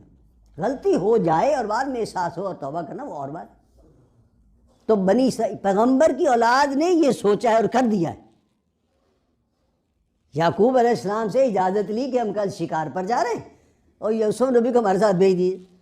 ابا جان نے کہا بھی ہے کہ مجھے ڈر ہے کہ تم کوئی چکر چلاؤ گے اور یوں ہوگا اور بھیڑیا کھا جائے گا اس کو، اور کہا نہیں ہم بہت 10 جوان بھائی ہیں، ہمارے ہوتے ہوئے بھیڑیا کیسے کھا سکتا ہے۔ اور جب وہ لے گئے تو منصوبہ یہی تھا، تو کسی بھائی ایک بھائی نے کہا تھا کہ قتل نہ کرو، بھائی اپنا خون ہے، لہذا اس کو کسی کنویں میں ڈال دو، مارو نہیں مارا۔ اور وہاں سے اللہ نے اپنا منصوبہ کامیاب کیا۔ یوسف علیہ السلام وہ ایک قافلہ آیا، اس نے نکال کے مصر میں جا کر بھیج دیا، اور ہوتے ہوتے 20 سال میں وہ بادشاہ بن گئے۔ گھر آ کے جو بتایا ہے نا یوسف علیہ السلام کے بھائیوں نے کہ روتے ہوئے آئے، جان بوجھ کے عشاء کے وقت لیٹ نائٹ آئے ہیں، اور روشنیاں نہیں ہوتی تھی اس زمانے میں، بجلی نہیں تھی، اندھیرے میں رو رہے ہیں کہ جی بھی کیا ہو گیا بھائی؟ وہ ہم جی وہ کھیل کود رہے تھے، دور نکل گئے تھے، دوڑ لگائی تھی اور پیچھے بھیڑیا کھا گیا۔ اور قمیض پھاڑ کے جان بوجھ کے لے آئے کہ یہ دیکھو قمیض ہے، خون آلود ہے اور پھٹی ہوئی۔ یعقوب نبی نے کہا بھی صحیح کہ تمہارا کوئی ڈرامہ لگتا ہے، بل صبرتکم نفسی، لیکن بہرحال چارہ ہی کو نہیں تھا باپ کے لیے کہ ماننے کے علاوہ۔ لیکن یعقوب علیہ السلام کو احساس تھا اللہ کی طرف سے کہ بیٹا جو ہے یہ ہونے والا پیغمبر ہے، اور یہ اس طرح جو ہے بھیڑیا کھا نہیں سکتا۔ باپ کو یقین تھا کہ وہ زندہ ہوگا، کہ یہ چکر چلا رہے ہیں ایسے، اسی لیے ان کو بہت دکھ تھا، روتے روتے ان کی آنکھیں خراب ہو گئی تھی۔ قرآن مجید ہی کہہ رہا ہے اگر ہو نا بیٹا اغوا ہو گیا، قتل ہو گیا، لاش مل گئی، تو والدین کو بھی سکون ہو جاتا ہے، بچہ چلو ٹھیک ہے چلا گیا اگلی جان، لیکن یہ ہو کہ وہ زندہ ہے تو پتہ نہیں کس حال میں ہے زندہ، والدین کو زیادہ تکلیف ہوتی ہے۔ تو یوسف علیہ السلام کا معاملہ یہی ہے، اللہ نے ان کو پیغمبر بنا دیا، پیغمبری ملی، پھر بادشاہت مل گئی، پھر اللہ نے انہی بھائیوں کو ان تک پہنچا دیا۔ وہ غلے کے کوئی معاملے ہیں، وہ گئے اور ادھر 3 سال لیتے رہے غلہ، اور تیسرے سال پھر انہوں نے کہا جی ہمارے پاس تو پیسے بھی نہیں ہیں دینے کے غلے کے، آپ ہمیں صدقہ کر دیں۔ اس وقت یوسف ہم کو ترس آ گیا، انہوں نے کہا تم جانتے ہو کہ یوسف کے ساتھ کیا کیا تھا تم نے؟ بھائیوں کو احساس ہوا کہ یہ تو کوئی گواہ تو ہے ہی نہیں اس واقعے کا، ان کو کیسے پتہ ہے؟ انہوں نے کہا جی آپ یوسف ہیں؟ انہوں نے کہا جی میں یوسف ہوں۔ تو یہ واقعہ بھی کھل گیا، پھر وہ والدین کو سب کو بلا لیا۔ تو یوسف علیہ السلام کو بادشاہی ملی تھی، وقت بادشاہ تھے، پیغمبر بھی تھے، وقت بادشاہ تھے، ان کی اولاد میں بھی غالباً بادشاہت رہی ہے ایک نسل، اور تقریباً 2.5 صدیاں انہوں نے جو ہے وہ مصر پر حکمرانی کی ہے۔ اس کے بعد پھر زوال آ گیا، پھر فرعون بادشاہ آئے ہیں۔ یہ جو ابراہیم علیہ السلام کی نسل ہے یہ گوری نسل ہے، سفید لوگ، اور جبکہ نمرود بھی کالے تھے، حبشی تھے، افریقہ کے تھے، اور جو فرعون ہے وہ بھی حبشی ہیں۔ دنیا میں ایسے ہی ہوتا ہے، ہمارے ملک میں ایسے ہی ہو رہا ہے، ایک ایک حکمران ہوتا ہے، وزیر اعلیٰ ہوتا ہے، وزیر اعظم ہوتا ہے، وہ کوئی تحریک چلتی ہے، یوں ہوتا ہے، وہ جو ہے وہ وزیر اعظم جیل میں ہوتا ہے اور کوئی اور آدمی جیل سے نکال کے حکمران بنا دیا جاتا ہے۔ حضرت یوسف علیہ السلام بادشاہ تھے، وہ فوت ہوئے تو ان کے اولاد میں کوئی تھا، اور اس کے بعد پھر وہ جذبہ نہیں تھا جس طرح ان کی اولاد میں ہوا، تو حکمران فرعون جو ہیں وہ مقامی وہ حکمران بن گئے، اور یوسف علیہ السلام کی اولاد کو جیل میں ڈال دی، غلام بنا لی۔ تقریباً 500 400 اور 500 سال کے درمیان انہیں غلامی کاٹی ہے، اور غلامی بہت بری چیز ہوتی ہے۔ 1947 سے پہلے ہم بھی انگریز کے غلام تھے۔ باپ دادا سے پوچھیں کہ غلامی کیا چیز ہوتی ہے، آج ہم آزاد ہیں، پورے آزاد نہ صحیح لیکن باہر غلامی بھی نہیں ہے۔ تو جیسے غلامی سے پاکستان بنا تھا، اسی طرح پھر موسیٰ علیہ السلام کے ذریعے اس قوم کو آزادی ملی ہے۔ اللہ نے موسیٰ علیہ السلام جیسا پیغمبر اتار دیا کہ بنی اسرائیل اللہ کے ماننے والے ہیں، یعقوب نبی کی اولاد ہیں، ان سے اللہ کو توقعات ہیں۔ سورہ عنکبوت میں ہے نا کہ ان کی اولاد میں ہمیں پیغمبری رکھ دی ہے، انہوں نے کام کرنا ہے بڑا، ان کو آزادی دلاؤ۔ موسیٰ علیہ السلام جو اللہ نے مبعوث فرمایا، فرعون کے مقابلے میں معجزات دکھائے، یہ ہوا یہ ہوا، پھر بالآخر حضرت موسیٰ علیہ السلام قوم کو لے کر نکلے ہیں اور قوم کو فرعون کی غلامی سے آزادی دلائی۔ جب آزادی مشرق کی طرف، مصر ملک کا نقشہ آپ ذہن میں لائیں، ویسے تو اس وقت تو دیکھنے کے لیے کوئی چیز نہیں ہے، قاہرہ سے مشرق کی طرف کہیں سفر کیا ہے، قاہرہ کے قریب ہی فرعون کا دارالحکومت تھا جہاں ایران میں مصر بنے ہوئے، مشرق کی طرف انہوں نے سفر کیا ہے، تو آگے خلیج سویز آ گئی، دریا کا ایک ٹکڑا ہے، جہاں دریا ہوتے ہیں وہاں کوئی ندی نالے ایسے ہوتے ہیں، وہاں پانی آ گیا۔ پہلے نقشے نہیں ہوتے تھے کہ جی ادھر سے چلے جائیں تو راستہ مل جائے گا، تو اب قوم نے جو ہے وہ بہت ہی عجیب صورتحال ہو گئی۔ موسیٰ علیہ السلام کو اپنی قوم نے انہیں اپنے پیغمبر سے کہا ہے، موسیٰ کی قوم نے، کہ جناب وہ ادھر فرعون کی غلامی سے آپ نے نکالا، پہلے وہ مارتا تھا، یوں کرتا تھا یوں کرتا تھا، اب وہ آ گیا ہے پیچھے سے اور ہم اس کے بھگوڑے ہیں، تو اب تو پکڑے گا تو ہمیں جان سے مار دے گا۔ تو موسیٰ علیہ السلام پیغمبر تھے نا، انہیں سورہ شعراء میں ہے وہ، انہیں وہ جواب دیا جو واقعہ پیغمبر ہی دے سکتا ہے کہ ہم اللہ کے حکم سے نکلے ہیں، اللہ تعالیٰ ضرور کوئی راستہ پیدا کر دے گا۔ ان ربی سیہدین، آگے دریا ہے اور پیچھے دشمن ہے، یہ یقین ظاہر کرنا کہ اللہ بچا لے گا صرف پیغمبر ہی کر سکتا ہے۔ اور ہوا معجزہ کہ موسیٰ علیہ السلام کو اللہ نے حکم دیا آپ اپنا عصا جو ہے وہ مارو دریا پر، پانی سطح ہموار رکھتا ہے لیکن معجزہ ہو گیا کہ وہ دریا دو ٹکڑے بن گیا، ادھر کا پانی دیوار کی طرح کھڑا ہو گیا، ادھر بھی کھڑا ہو گیا، کوئی 2-3 کلومیٹر چوڑی جگہ بنی، اور وہ دریا تھا کہ 5-6 کلومیٹر چوڑائی تھی اس کی، اس میں سے موسیٰ علیہ السلام اپنی ساری قوم کو لے کر نکل گئے پار۔ ہمارے مسلمانوں کے تاریخ میں کہیں اس کی تعداد نہیں ہے، تورات میں جو انہوں نے لکھا ہے، اصلی تورات بھی نہیں جو ان کے ریکارڈ میں ہے، کہ وہ 6 لاکھ یہودی تھے جو نکلے تھے وہاں سے، 6 لاکھ بندے دریا کراس کر گئے خشکی میں، کوئی نقصان نہیں ہوا۔ پیچھے سے فرعون کا لشکر آ رہا تھا، اس نے دیکھا کہ یہ تو باہر نکل گئے، دشمن ہمارا تو بڑا مسئلہ ہوگا، وہ آیا تو اس وقت تک پانی ابھی خشک تھا، وہ فرعون بھی اپنے لشکر کو لے کے داخل ہو گیا، اور جب دوسرے کنارے کے قریب پہنچا ہے تو بنی اسرائیل تو جا چکے تھے، اس کا لشکر بھی سارا دریا کے پیٹ میں آ گیا تھا اور پانی مل گیا۔ قرآن مجید ہی میں ہے کہ فرعون لشکر سمیت غرق ہو گیا، بغیر لڑائی کے دشمن سارا غرق کر دیا اللہ نے۔ سورہ بقرہ میں ہی ہے نا کہ ہم نے تمہاری آنکھوں کے سامنے آل فرعون کو غرق کر دیا، وانتم تنظرون، تم دیکھ رہے تھے، دوسرے کنارے پر دیکھ رہے تھے۔ کتنا بڑا احسان کیا اللہ نے۔ لڑائی ہوتی نا 100 200 500 بندہ مارا جاتا، زخمی ہو گیا، یہ ہو گیا، نقصان ہو گیا، پھر دشمن کو شکست ہوگی، اور ہے تمہارا بال بھی بیکا نہیں ہوا، اور دشمن فرعون بادشاہ سمیت سارا لشکر غرق ہو گیا۔ وہ فرعون جو موسیٰ علیہ السلام کے مقابلے میں تھا وہ غرق ہو کے مرا ہے، اس کی لاش اب بھی موجود ہے اور پہچانی گئی ہے کہ وہی فرعون ہے جو ڈوب کے مرا تھا اور موسیٰ علیہ السلام کے مقابلے میں ہی تھا۔ تو اس طرح بنی اسرائیل کو اللہ نے آزادی دلائی موسیٰ علیہ السلام کے ذریعے۔ پھر وہ آزادی، وہ صحرا ہے جہاں سے وہ دریا کراس کر کے خلیج سویز کراس کر کے آئے تھے نا، وہ صحرائے سینا ہے، تھل کا علاقہ ہے، ریت کا علاقہ، پانی نہیں ہے۔ 6 لاکھ بندے آپ سوچیں، اور صحرا کا علاقہ، کھانے کو نہیں، پینے کو نہیں، کچھ بھی نہیں مسئلہ۔ قوم نے مطالبہ کیا جناب موسیٰ صاحب مروا دیا ہمیں، تو پانی کہاں ہے ہمارے لیے؟ 6 لاکھ بندوں کو پانی کہاں سے ملے گا صحرا میں؟ اللہ نے معجزہ کر دیا، فرمایا ایک پہاڑ ہے، اس پر ہے موسیٰ علیہ السلام، آپ عصا مارو، فن فجرت من حسنتا عشرت عینا، 12 چشمے جاری ہو گئے۔ تو 12 بیٹے تھے یعقوب علیہ السلام کے، 12 خاندان چلے آ رہے تھے، اور فرمایا بھائی لو اپنا اپنا چشمہ سنبھال لو، پیو پانی، اللہ کا کہنا مانو۔ پھر کھانے کو کچھ نہیں تھا صحرا میں، 6 لاکھ بندے کہاں سے کھائیں؟ ایک جو درخت کھا لیے، پھل کھا لیے، فلاں چیز کھا لی، فلاں چیز۔ اللہ نے فرمایا چلو یہ من و سلوہ اتار دیتے ہیں تمہارے لیے۔ من و سلوہ کوئی چیز تھی، کوئی گوشت قسم کی چیز تھی، اور ایک کوئی مٹھاس والی چیز تھی۔ وہ قوم جو ہے وہ رات کو زمین صاف کر کے کوئی مرلہ 2 مرلے نشان وشان لگائے ہوئے تھے وہاں چھوڑاتی تھی، اور رات کو کوئی چیز گرتی تھی آسمان سے، صبح جا کے وہ اپنے اپنے علاقے سے وہ کٹھی کر کے لے آتے تھے، کھاتے تھے۔ کچھ دن تو گزرے، قوم نے بڑی خوشی منائی، پکی پکائی مل رہی ہے، لیکن پھر وہ ہوا کہ جناب روز من و سلوہ نہیں کہا جا سکتا۔ گھر میں بھی ایک ٹائم آلو، 2 ٹائم آلو، 3 ٹائم آلو، 4 ٹائم آلو ہو جائے تو تنگ ہو جاتے ہیں سارے۔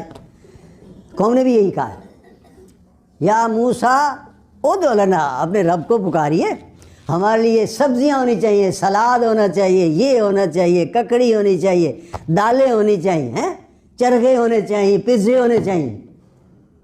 اللہ نے فرمایا مفت تو یہی کچھ مل سکتا ہے بس، اگر تمہیں یہ چیزیں چاہیے۔ وہ فرعون کے غلام تھے نا، نوکر تھے، کوک تھے، باورچی تھے، ہیں تو وہاں ساری چیزیں کھاتے تھے جو فرعون ہی کھاتے تھے، تو انہیں اس کا اندازہ تھا نا کہ یہ چیزیں کیسے ہوتی۔ اللہ نے فرمایا یہ مفت ہی مل سکتا ہے، اگر تمہیں چاہیے نا تو یہ آگے فلسطین آ گیا، جہاد کرو۔ اس کے لیے میں نے سارا واقعہ سنایا، کھانے کا معجزہ، پینے کا معجزہ۔ صحرا میں گرمی آ گئی، جس آدمی کو بھی تجربہ ہے تھل جانے کا اسے پتہ ہے کہ سایہ ہوتا ہی نہیں ہے وہاں۔ قوم نے کہا تھا موسیٰ علیہ السلام مروا دیا تو سایہ نہیں، گرمی ہے۔ اللہ نے موسم ایسا کر دیا کہ بادل چھائے رہے، وَظَلَّلْنَا عَلَيْكُمُ الْغَمَامَ، پورے گرمی کا موسم جتنے سال وہ رہے بادل چھائے رہے۔ کتنا بڑا احسان کر دیا اللہ نے۔ پھر اللہ نے حکم دیا جہاد کرو، لیکن جہاد کے جواب میں قوم نے کیا جواب دیا تھا؟ اذهب انت وربك فقاتلا انا هنا قاعدون۔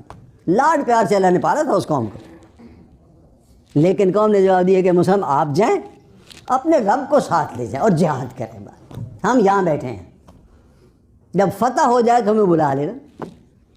اللہ نے پھر ان پر فٹے منہ کیا، سزا دی ہے ان کو۔ پھر موسیٰ علیہ السلام کا انتقال ہو گیا، ہارون علیہ السلام کا انتقال ہو گیا، یوشع بن نون جو ان کے خادم تھے جو بعد میں نبی ہوئے ان کا انتقال ہو گیا۔ تقریباً نصف صدی بعد ان کو حکومت ملی، سزا کے بعد۔ اور پھر بھی بہت ساری غلطیاں کی انہوں نے۔ پھر مزید 300 سال لگ گئے کہ داؤد علیہ السلام کی حکومت قائم ہوئی اور سلیمان علیہ السلام کی حکومت قائم ہوئی۔ جہاد کیا انہیں، اللہ نے اقتدار دے دیا۔ دوسرے پارے کا جو آخری رکوع ہے اس میں داؤد علیہ السلام کا ذکر ہے کہ کیسے وہ جہاد ہوا اور اللہ نے حکومت دے دی۔ داؤد علیہ السلام بادشاہ بھی تھے اور پیغمبر بھی تھے، 40 سال انہوں نے حکومت کی ہے، 1000 قبل مسیح سے لے کر 960 قبل مسیح تک۔ پھر ان کے بیٹے سلیمان علیہ السلام ہے، قرآن مجید میں ذکر ہے، وہ بادشاہ بنے، انہوں نے بھی 40 سال حکومت کی ہے، قرآن میں ذکر ہے، بہت بڑی بادشاہ تھی۔ انہوں نے دعا کی تھی اللہ مجھے ایسی حکومت دے دے جو آج تک کسی کو نہ دی ہو، اللہ نے دے دی ان کو حکومت۔ 960 سے 920 تک انہوں نے حکومت کی ہے قبل مسیح۔ یہ دونوں پیغمبر جو ہیں، جیسے ہمارے ابو بکر اور عمر ہے نا، یہودی اور عیسائیوں کے لیے یہ ان کی خلافت راشدہ ہے، پیغمبر تھے وہ 12، عروج کا دور ہے۔ جیسے ہمارے لیے حضرت عمر کا دور ہے، ان کے لیے حضرت سلیمان کا دور ہے، گولڈن ایرا۔ اس کے بعد پھر زوال آ گیا۔ یہ وہ دور ہے جس کے بعد انہیں یہودیوں نے ایک جرم کیا ہے، بہت بڑا جرم کیا۔ انہیں جادو سیکھا، یہ سیکھا، وہ سیکھا، اور کئی غلط کام سیکھے۔ قرآن مجید میں پہلے پارے میں ہے، وہ جرم یہ تھا کہ وہ بگڑ گئے تھے بہت، کچھ 10 بھائی تو یوسف علیہ السلام کے دور میں ہی بگڑ گئے تھے نا، ان کی اولاد میں بہرحال کوئی نہ کوئی ایڈاٹک ایلیمنٹ ان کے ذہن میں تھا برائی کا، اور ہوتے ہوتے ہوتے پھر فرعون کی غلامی میں وہ اور کچھ بن گئے، پھر اور کچھ بن گئے، پھر یعقوب، پھر داؤد علیہ السلام اور سلیمان علیہ السلام کے دور میں اور زیادہ بگڑ گئے۔ پھر عراق سے نمرود بادشاہ ایک آیا ہے 567 قبل مسیح میں، سلیمان کا دور گزر چکا، اس کے بعد 1 صدی اور گزر چکی، حالات بہت خراب ہو گئے تھے، اور اس نے مارا ہے ان کو، اور علاقہ جو ہے وہ فتح کیا، اور یہودیوں کو غلام بنا کے لے گیا، بہت سارے یہودیوں کو قتل کر دیا اور بہت ساروں کو غلام بنا کے لے گیا۔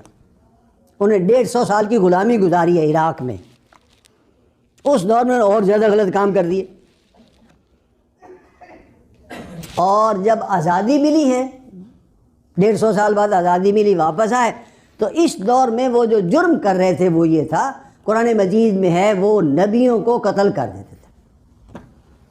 ان کے ہاں مسلسل نبی آئے ہیں، موسیٰ علیہ السلام کے بعد تو وہ لڑی ٹوٹی نہیں ہے، ایک ایک وقت میں کئی پیغمبر موجود ہیں ان کے ہاں۔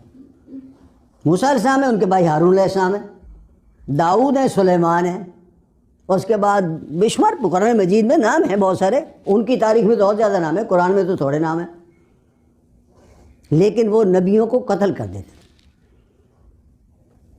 سورہ مائدہ میں ہے کہ وہ ایک نبی کو قتل کرتے تھے اور کہتے تھے کچھ نہیں ہوا، پھر قتل کر، پھر قتل کر۔ حدیث میں ہے کہ انہوں نے مختصر سے عرصے میں چند سالوں میں ہی 40 پیغمبر قتل کر دیے۔ آپ سوچ سکتے ہیں اتنا بڑا جرم، پیغمبر کا قتل تو بہت بڑا جرم ہے۔ پولیس کا ہوتا ہے نا سپاہی، وہ جو اڑدلی ہوتا ہے، کسی کو نوٹس دینے آتا ہے نا، کچھ عرصے پہلے تک تو سائیکل پہ آتے تھے، اس کی کوئی حیثیت ہی نہیں ہوتی تھی، اس کو بھی کچھ کہا جائے نا تو وہ کار سرکار میں مداخلت شمار ہوتی ہے کہ سرکاری بندہ ہے، اس نے جو ہے وہ بدتمیزی کی ہے، اس کے ساتھ جرم ہو جاتا ہے وہ۔ تو پیغمبر تو اللہ کے بندے تھے، کار سرکار میں مداخلت کے نبی کو قتل کر دینا کتنا بڑا جرم ہے، اور 1 2 نہیں سینکڑوں پیغمبر قتل کر دی۔ 600 قبل مسیح سے لے کر عیسیٰ علیہ السلام تک سب پیغمبروں پر انہیں ہاتھ ڈالا ہے۔ یہ ہے بنی اسرائیل کی تاریخ۔ عیسیٰ علیہ السلام رسول تھے، وہ ہاتھ نہیں آ سکے ان کے، اللہ نے بچا لیا۔ ہمارا عقیدہ اور قرآن بھی یہی کہہ رہا ہے کہ جناب ان کو سولی دینے لگے تھے کہ اللہ نے عیسیٰ علیہ السلام کو زندہ اٹھا لیا۔ کہاں ہے اللہ بہتر جانتے ہیں، لیکن ہے زندہ وہ، اور اہل سنت کے عقیدے کے مطابق دوبارہ تشریف لائیں گے۔ اب وہ زمانہ وہ ہے جس میں ساری دنیا انتظار کر رہی ہے، اور ہمارا بھی انتظار ہے کہ وہ آئیں گے۔ یہودی نے تو محمد صلی اللہ علیہ وسلم پر بھی ہاتھ ڈال دیا تھا، آپ اندازہ کر سکتے ہیں، وہ ہیلے کھڑے تھے، پنجابی میں کہتے ہیں کہ جو پیغمبر آئے قتل کر۔ وہ تو محمد صلی اللہ علیہ وسلم رسول تھے جو بچ گئے، اور آخری تھے، اللہ نے بچا لیے، دین بچانا تھا، ورنہ انہوں نے تو جنگ بدر میں حضور کی خلاف ورزی کی، جنگ احد میں کی، جنگ خندق میں کی،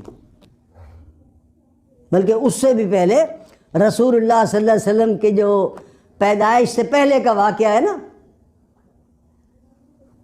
اصحاب الفیل، سورہ فیل میں جو ہے کہ یمن کا ایک بادشاہ تھا، اس نے حملہ کیا اور جو ہے مکے پر، اور کعبے کو ڈھانا چاہتا تھا، اور نہیں ہوا، اور یوں ہوا، اور عذاب آیا اور وہ چلا گیا۔ وہ واقعہ کیا تھا؟ وہ رسول کی پیدائش کا سال ہے، اس وقت سن نہیں تھے، لیکن واقعہ فیل کے 7 ہفتے بعد یا 8 ہفتے بعد محمد کی پیدائش ہے۔ اگر وہ کم بخت ابرہہ اس کا لشکر کعبے میں داخل ہو جاتا تو ہر گھر میں لڑائی ہوتی، دروازے توڑ کے تلاشیاں ہو رہی ہیں، عورتیں قتل ہو رہی ہیں، یہ ہو رہا ہے، وہ ہو رہا ہے، تو محمد صلی اللہ علیہ وسلم کی پیدائش تو نہیں ہو سکتی تھی۔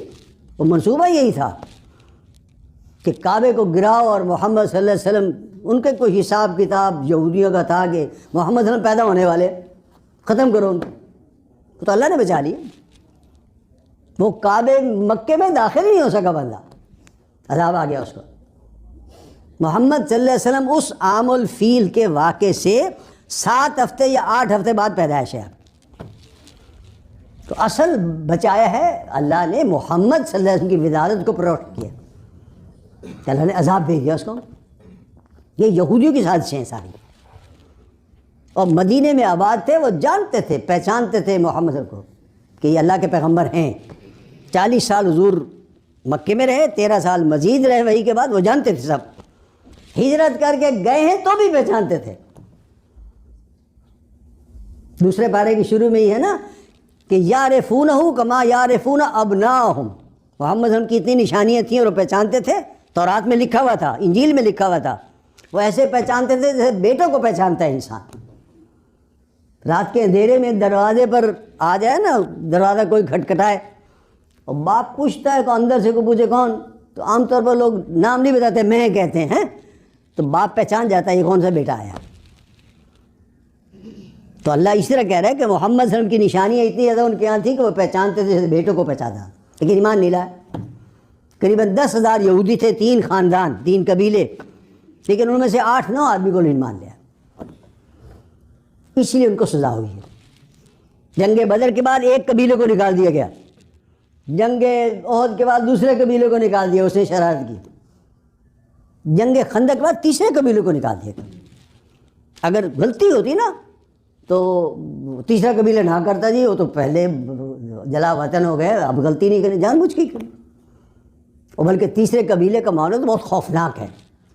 آج بھی اسرائیل کو یاد ہے. وہ اسرائیل کو یاد دلاؤ. وہ لوگ آج کل ٹویٹر استعمال کرتے ہیں، فیس بک، کسی بات پہ لکھ دو نا کہ فلسطینیوں کو کیوں مار رہے ہو، ابھی بھی بمباری کی ہے اس نے فلسطینی علاقے پر، تو جواب آتا ہے وہ محمد نے صلی اللہ علیہ وسلم بنی قریظہ کے جو بچے مارے تھے وہ کیوں مارے تھے. بھئی وہ جرم کر رہے تھے، وہ محمد کے خلاف سازشیں کر رہے تھے، لیکن وہ ان کو یاد ہے. یہ سازشیں ہیں محمد صلی اللہ علیہ وسلم کے خلاف یہود کی. اور یہودی اس کے بعد پھر مدینے سے نکال دیے گئے، پھر خیبر میں رہے. خیبر بھی حضور نے فتح کر لیا سن 7 میں، وہاں سے بھی نکال دیے گئے. یا آج کل جہاں کویت ہے، یہاں ملک میں ان کو بھیج دیا تھا.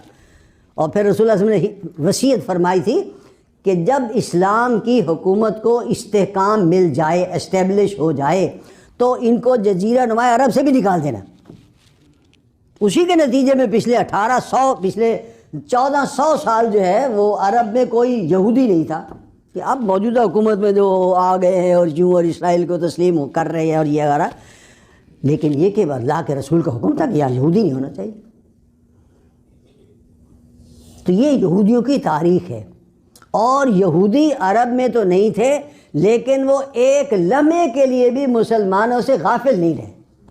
مقابلہ چل رہا ہے ایسے، آج تک چل رہا ہے. وہ کمپیوٹر کی اس طرح ہے نا 24/7، 24 گھنٹے اور ہفتے کے 7 دن سوتے نہیں ہیں. ہم سو جاتے ہیں، ہمیں نہیں پتہ کیا ہے. یہودی کیا کرتے ہیں جی بس ختم ہو گئے. وہ تو مقابلہ کر رہے ہیں. شروع میں نے آیات پڑھی تھی سورہ فاتحہ 5ویں یا 6ٹھی سورت ہے جو نازل ہوئی رسول اللہ صلی اللہ علیہ وسلم پر. ابتدائی دور کی بات ہے، پہلے سال یا دوسرے سال نازل ہوئی. اس میں دعا ہے کہ اہدنا الصراط المستقیم صراط الذین انعمت علیہم. اے اللہ تو ہمیں ہدایت دے سیدھے راستے کی، ان لوگوں کا راستہ جن پر تو نے انعام کیا. غیر المغضوب علیہم، مغضوب علیہم لوگوں کا راستہ نہیں چاہیے اللہ. ولا الضالین، نہ گمراہوں کا راستہ چاہیے. مغضوب علیہم کون ہیں؟ جو اللہ سے ہدایت مانگیں اور پھر عمل نہ کریں. اور تمام مفسرین اس پر متفق ہیں مسلک کے اختلاف کے باوجود کہ مغضوب علیہم سے مراد یہود ہیں. بحیثیت قوم اگر کوئی قوم ہے تو یہودی ہے. ویسے ہر محلے میں ایسے لوگ ہوتے ہیں، ہر برادری میں ہوتے ہیں، ہر بازار میں ہوتے ہیں، لیکن بحیثیت قوم اگر کوئی قوم ہے تو یہود ہے مغضوب علیہم. لیکن ہمارا حال یہ ہے کہ ہم اس سے غافل ہیں، ہم ان کو دوستیاں کرتے ہیں ان سے. اور پھر رسول اللہ کے ساتھ جو انہوں نے مدینے میں کیا اور تاریخ میں جو کیا وہ سب کے سامنے. تو یہودیوں کو سمجھنا چاہیے وہ کیا قوم ہے، وہ کیا سازشیں کرتی ہے. اسلام سے پہلے کی تاریخ کیا ہے؟ تاریخ جو ہے وہ تو پڑھنے کی چیز ہے. علامہ اقبال نے غالباً ایک جگہ کہا ہے کہ تاریخ انسانی کسی قوم کے لیے اس کے میموری کے برابر ہوتی ہے. موبائل ہے نا آپ کے پاس, اس میں میموری کارڈ ہوتا ہے, کمپیوٹر میں بھی ہوتا ہے.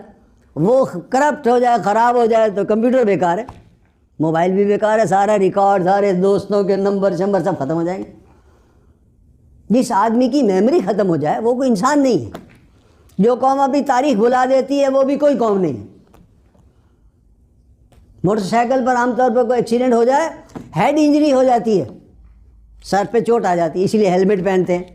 ہسپتال کوئی نوجوان چلا جائے, بے ہوش ہے, ہوش میں آ جائے, میموری لوز ہو چکی ہے, کیا ہوگا, کون ہو پتہ نہیں, والد کا کیا نام پتہ نہیں, کہاں سے آ رہے تھے جی پتہ نہیں, کہاں جا رہے تھے پتہ نہیں. اب اس انسان کو کوئی فائدہ ہے زندہ رہنے کا؟ جو قوم اپنی تاریخ بھلا دیتی ہے کہ ہم کون ہیں, کہاں سے آئے ہیں, ہمارا ماضی کیا ہے, ہمارے اسلاف کیا تھے, ہمارا مشن کیا ہے, ہمیں کرنا کیا ہے, وہ قوم جانوروں کی قوم ہے. اس قوم کا کوئی مستقبل نہیں. مغرب نے یہی کر دیا ہے, تاریخ نکال دی ہے نصاب سے. پہلے مدارس میں پڑھائی جاتی تھی, اب مدارس میں بھی نہیں پڑھائی جاتی. اسکولوں کالجوں میں کون پڑھتا ہے؟ میٹرک میں بچے ڈاکٹر بنتے, سائنس لیتے ہیں اور پھر ڈاکٹر بنتے ہیں, انجینئر بنتے ہیں. جو آرٹس لیتے ہیں وہ وکیل بنتے ہیں اور اکنامکس پڑھتے ہیں, اور آج کل تو آئی ٹی پڑھتے ہیں اور کمپیوٹر میں جاتے ہیں. تاریخ کون پڑھتا ہے بتائیں؟ کوئی نہیں. کئی کالجوں میں شعبہ ہی نہیں ہے تاریخ کا, اور اگر پڑھتے بھی ہیں تو انٹر میں جو بچے فرسٹ ڈویژن لیتے ہیں وہ ڈاکٹر بن گئے, انجینئر بن گئے. جو ادھر چل گئے, جو تھرڈ ڈویژنر ہوتے ہیں وہ تاریخ پڑھتے ہیں, اور وہ پھر ہمارے بچوں کو پڑھاتے ہیں آگے. تاریخ کو نہیں پڑھتا مسلمان, اس لیے ہمیں پتہ ہی نہیں ہے کہ ماضی کیا ہے ہمارا. یہ تاریخ پڑھنی چاہیے. قرآن مجید سمجھ نہیں آ سکتا جب تک تاریخ نہ پڑھیں. پہلا سپارہ ہے, 16 رکوع ہیں, اس میں 10 رکوع بنی اسرائیل کے بارے میں. پہلے سپارے میں ہی کہ قرآن پڑھنا جو آدمی شروع کرے گا اس کو پہلے سپارے میں ہی 16 میں سے 10 رکوع ملیں گے کہ یہ بنی اسرائیل کے بارے میں. تو پڑھنا چاہیے اس قوم کے بارے میں کہ نہیں پڑھنا چاہیے؟ پڑھنا چاہیے, لیکن ہم نہیں پڑھتے. یہ تاریخ ہے اس قوم کی جو پیغمبروں کی ماننے والی ہے. ابراہیم علیہ السلام کے بیٹے اسحاق نبی کی اولاد ہے, یعقوب نبی کی اولاد ہے. ان میں ہزاروں پیغمبر گزرے ہیں, ان کے ماننے والے ہیں. تورات کو مانتے ہیں یہودی, کچھ لوگ اور پیغمبروں کو مان کے انجیل کو بھی مانتے ہیں, وہ عیسائی کہلاتے ہیں, لیکن محمد کو نہیں مانتے. حالانکہ ان کو پتہ ہے کہ موسیٰ علیہ السلام نے ختم نبوت کا دعویٰ نہیں کیا, اور عیسائیوں کو بھی پتہ ہے کہ عیسیٰ علیہ السلام نے بھی ختم نبوت کا دعویٰ نہیں کیا, لیکن وہ بس ان کی سوئی اٹکی ہوئی, آگے نہیں بڑھنی. دنیا کی بدترین قوم ہے عیسائی. 1,24,000 پیغمبر آئے, ان میں سے وہ 1,23,999 پیغمبروں کو مانتے ہیں, عیسیٰ علیہ السلام تک مانتے ہیں. ایک پیغمبر محمد صلی اللہ علیہ وسلم کو نہیں مانتے, جہنم میں جائیں. کتنی بدنصیب قوم, ضد کر گئی ہے, اور یہودیوں کے کہنے پہ ضد کی ہوئی ہے. تو یہ تاریخ ہے بنی اسرائیل کی, یہ پڑھنی چاہیے. میں تھوڑے سے اس وقت میں زیادہ بیان نہیں کر سکتا, لیکن یہ ایک مزاج بنانا چاہیے. تاریخ پڑھنی چاہیے, اور اس کو جو ہے ایک جو ہے اپنا مشغلہ اور اپنا فارغ وقت کا کام سمجھنا چاہیے. کچھ وقت لگے گا کہ پھر آپ کو سمجھ آ جائے گی. 1442 ہجری جا رہے ہیں نا, محمد صلی اللہ علیہ وسلم کی مکی زندگی بھی شامل کر لیں تو 1500 سال ہو گئے. چلو 1500 بھی کام ہے. 15 صفحے بنا لیں, یہ پہلی صدی ہے, یہ دوسری صدی ہے, تیسری صدی ہے.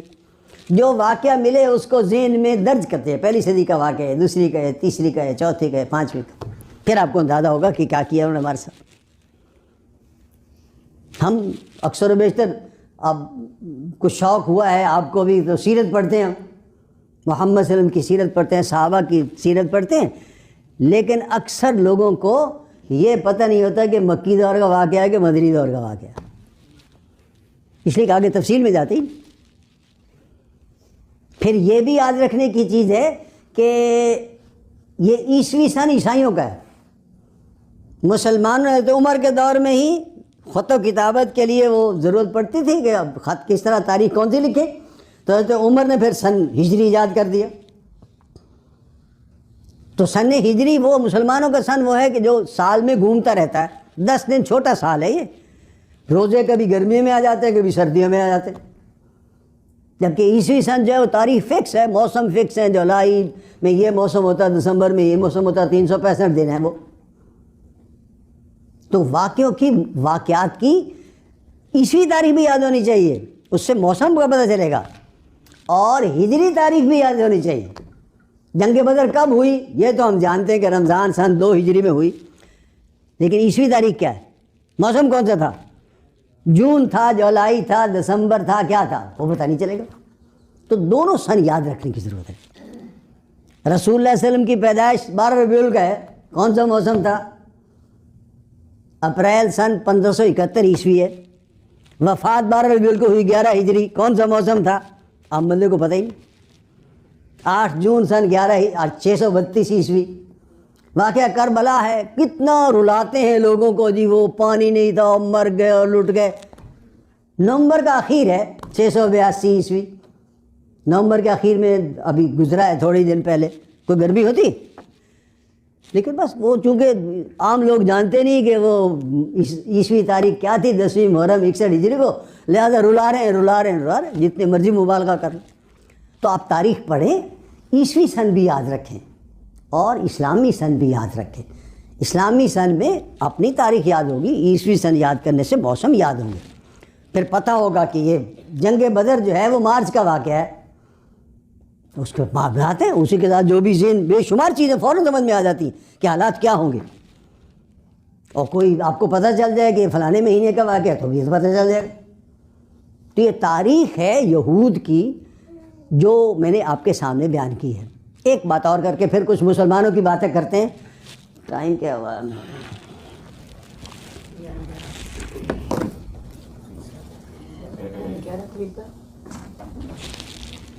ختم ٹائم.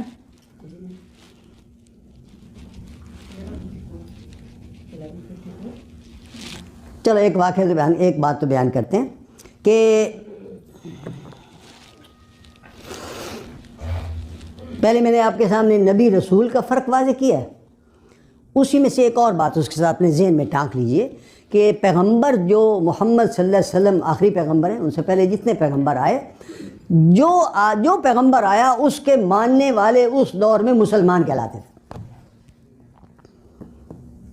موسیٰ علیہ السلام کا زمانہ تھا تو جو موسیٰ کو مانتا تھا وہ مسلمان، جو نہیں مانتا وہ کافر، وہ دوسرے کیمپ میں. اس کے بعد داؤد علیہ السلام آ گیا، جیسے ہوتا ہے چند صدیوں بعد. تو یہودیوں میں سے جس نے داؤد کو مانا وہ مسلمان ہے. چاہے وہ مسلم کو مانتا ہے لیکن آگے داؤد علیہ السلام کو نہیں مانا تو مسلمان نہیں کہلا سکتا، وہ کافر ہے. اس لیے کہ ختم نبوت نہیں ہے. نبوت تو ایک زنجیر ہے سنہری، اللہ نبی بھیج رہا ہے، سب کو ہی ماننا. اللہ نے ہماری ہدایت کے لیے بھیجے ہیں نا. سلیمان علیہ السلام آ گئے تو جنہوں نے داؤد کو مانا اور سلیمان کو نہیں مانا وہ بھی کافر. عیسیٰ علیہ السلام آ گئے تو جو موسیٰ علیہ السلام کو، داؤد، سلیمان، دوسرے سب پیغمبر مانتا ہے، عیسیٰ علیہ السلام کو مانتا ہے وہ مسلمان. اور یہودی نہیں مانا عیسیٰ علیہ السلام کو کافر. محمد صلی اللہ علیہ وسلم تشریف لے آئے.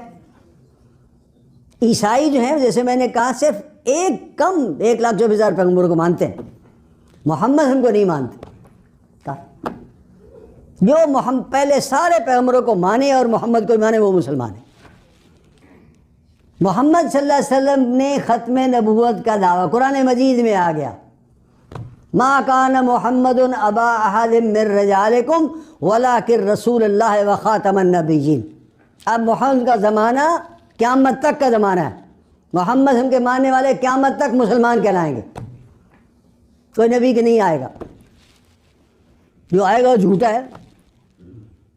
تو یہ بات بھی یاد رکھنے کی ہے کہ ہر دور میں جو پیغمبر وقت تھا اس کے ماننے والے مسلمان کہلاتے تھے. جو عنوان تھا نا اس آج کی گفتگو کا کہ سابقہ اور موجودہ مسلمان امتوں کا ماضی، حال، مستقبل، اس کی وضاحت کے لیے ضروری ہے.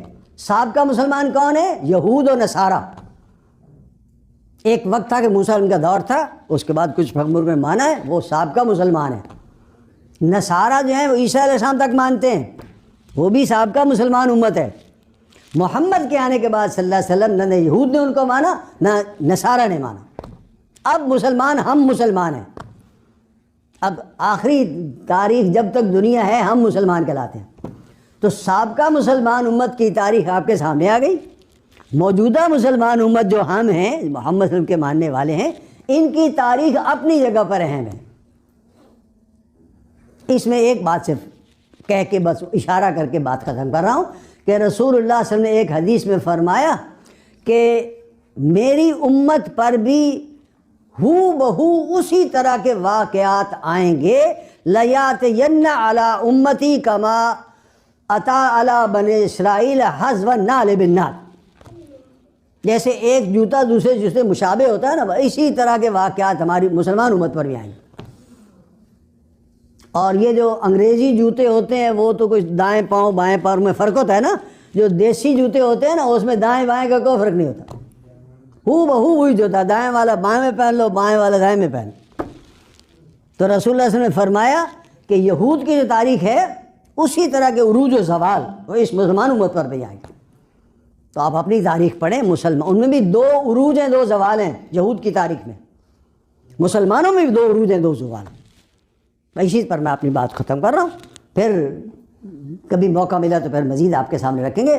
اللہ تعالیٰ مجھے اور آپ کو، وقت تھوڑا تھا، پہلے 2 گھنٹے تھے، پھر 1.5 ہوا، پھر 1.5 سے 1 گھنٹہ کچھ منٹ ہو گئے تو مسائل کھڑے ہو جاتے ہیں. بہرحال باتیں تو وہی ہیں، اگر میں ادھر سے چھوڑ دیتا تو ادھر کو بیان کر دیتا تو بات مکمل نہ ہوتی. میں نے چاہا ہے کہ ایک بات کم از کم آپ کی سمجھ میں آ جائے، وہ مکمل ہو جائے، دوسری پھر موقع پر کر لیں گے کسی. اللہ تعالیٰ مجھے اور آپ کو ان باتوں کی سمجھ اور ان پر عمل کی توفیق عطا فرمائے، یاد رکھنے کی توفیق عطا فرمائے. اب کیا حکم ہے؟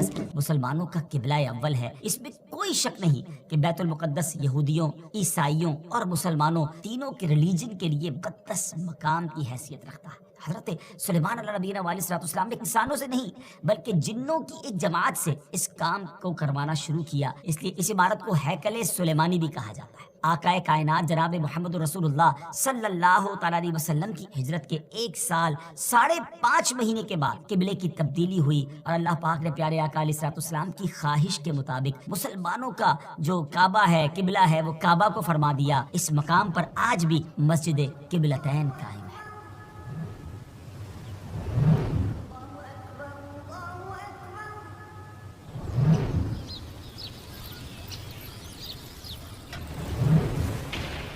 السلام علیکم ورحمۃ اللہ وبرکاتہ. ویورز کیسے ہیں آپ؟ سب ٹھیک ہیں؟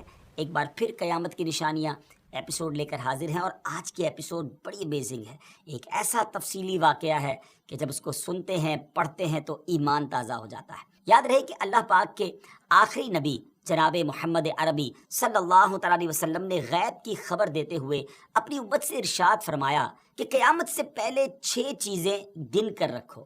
نمبر 1 میری وفات، نمبر 2 بیت المقدس کی فتح، نمبر 3 پھر طاعون کی وبا جو بکریوں کی گٹلیوں کی طرح تمہارے اندر شروع ہو جائے گی، نمبر 4 اس قدر مال کی کثرت ہو جائے گی کہ کسی آدمی کو 100 دینار دینے پر بھی وہ خوش نہیں ہوگا، نمبر 5 ایک ایسا فتنہ اٹھے گا کہ عرب کا کوئی گھر باقی نہیں رہے گا جس پہ فتنہ داخل نہ ہوا ہو، نمبر 6 تمہارے اور رومیوں کے درمیان ایک سلو ہوگی اور رومی عہد شکنی کریں گے اور وہ 80 جھنڈے لے کر تمہارے اوپر حملہ آور ہوں گے اور ہر جھنڈے کے نیچے 12,000 فوج ہوگی.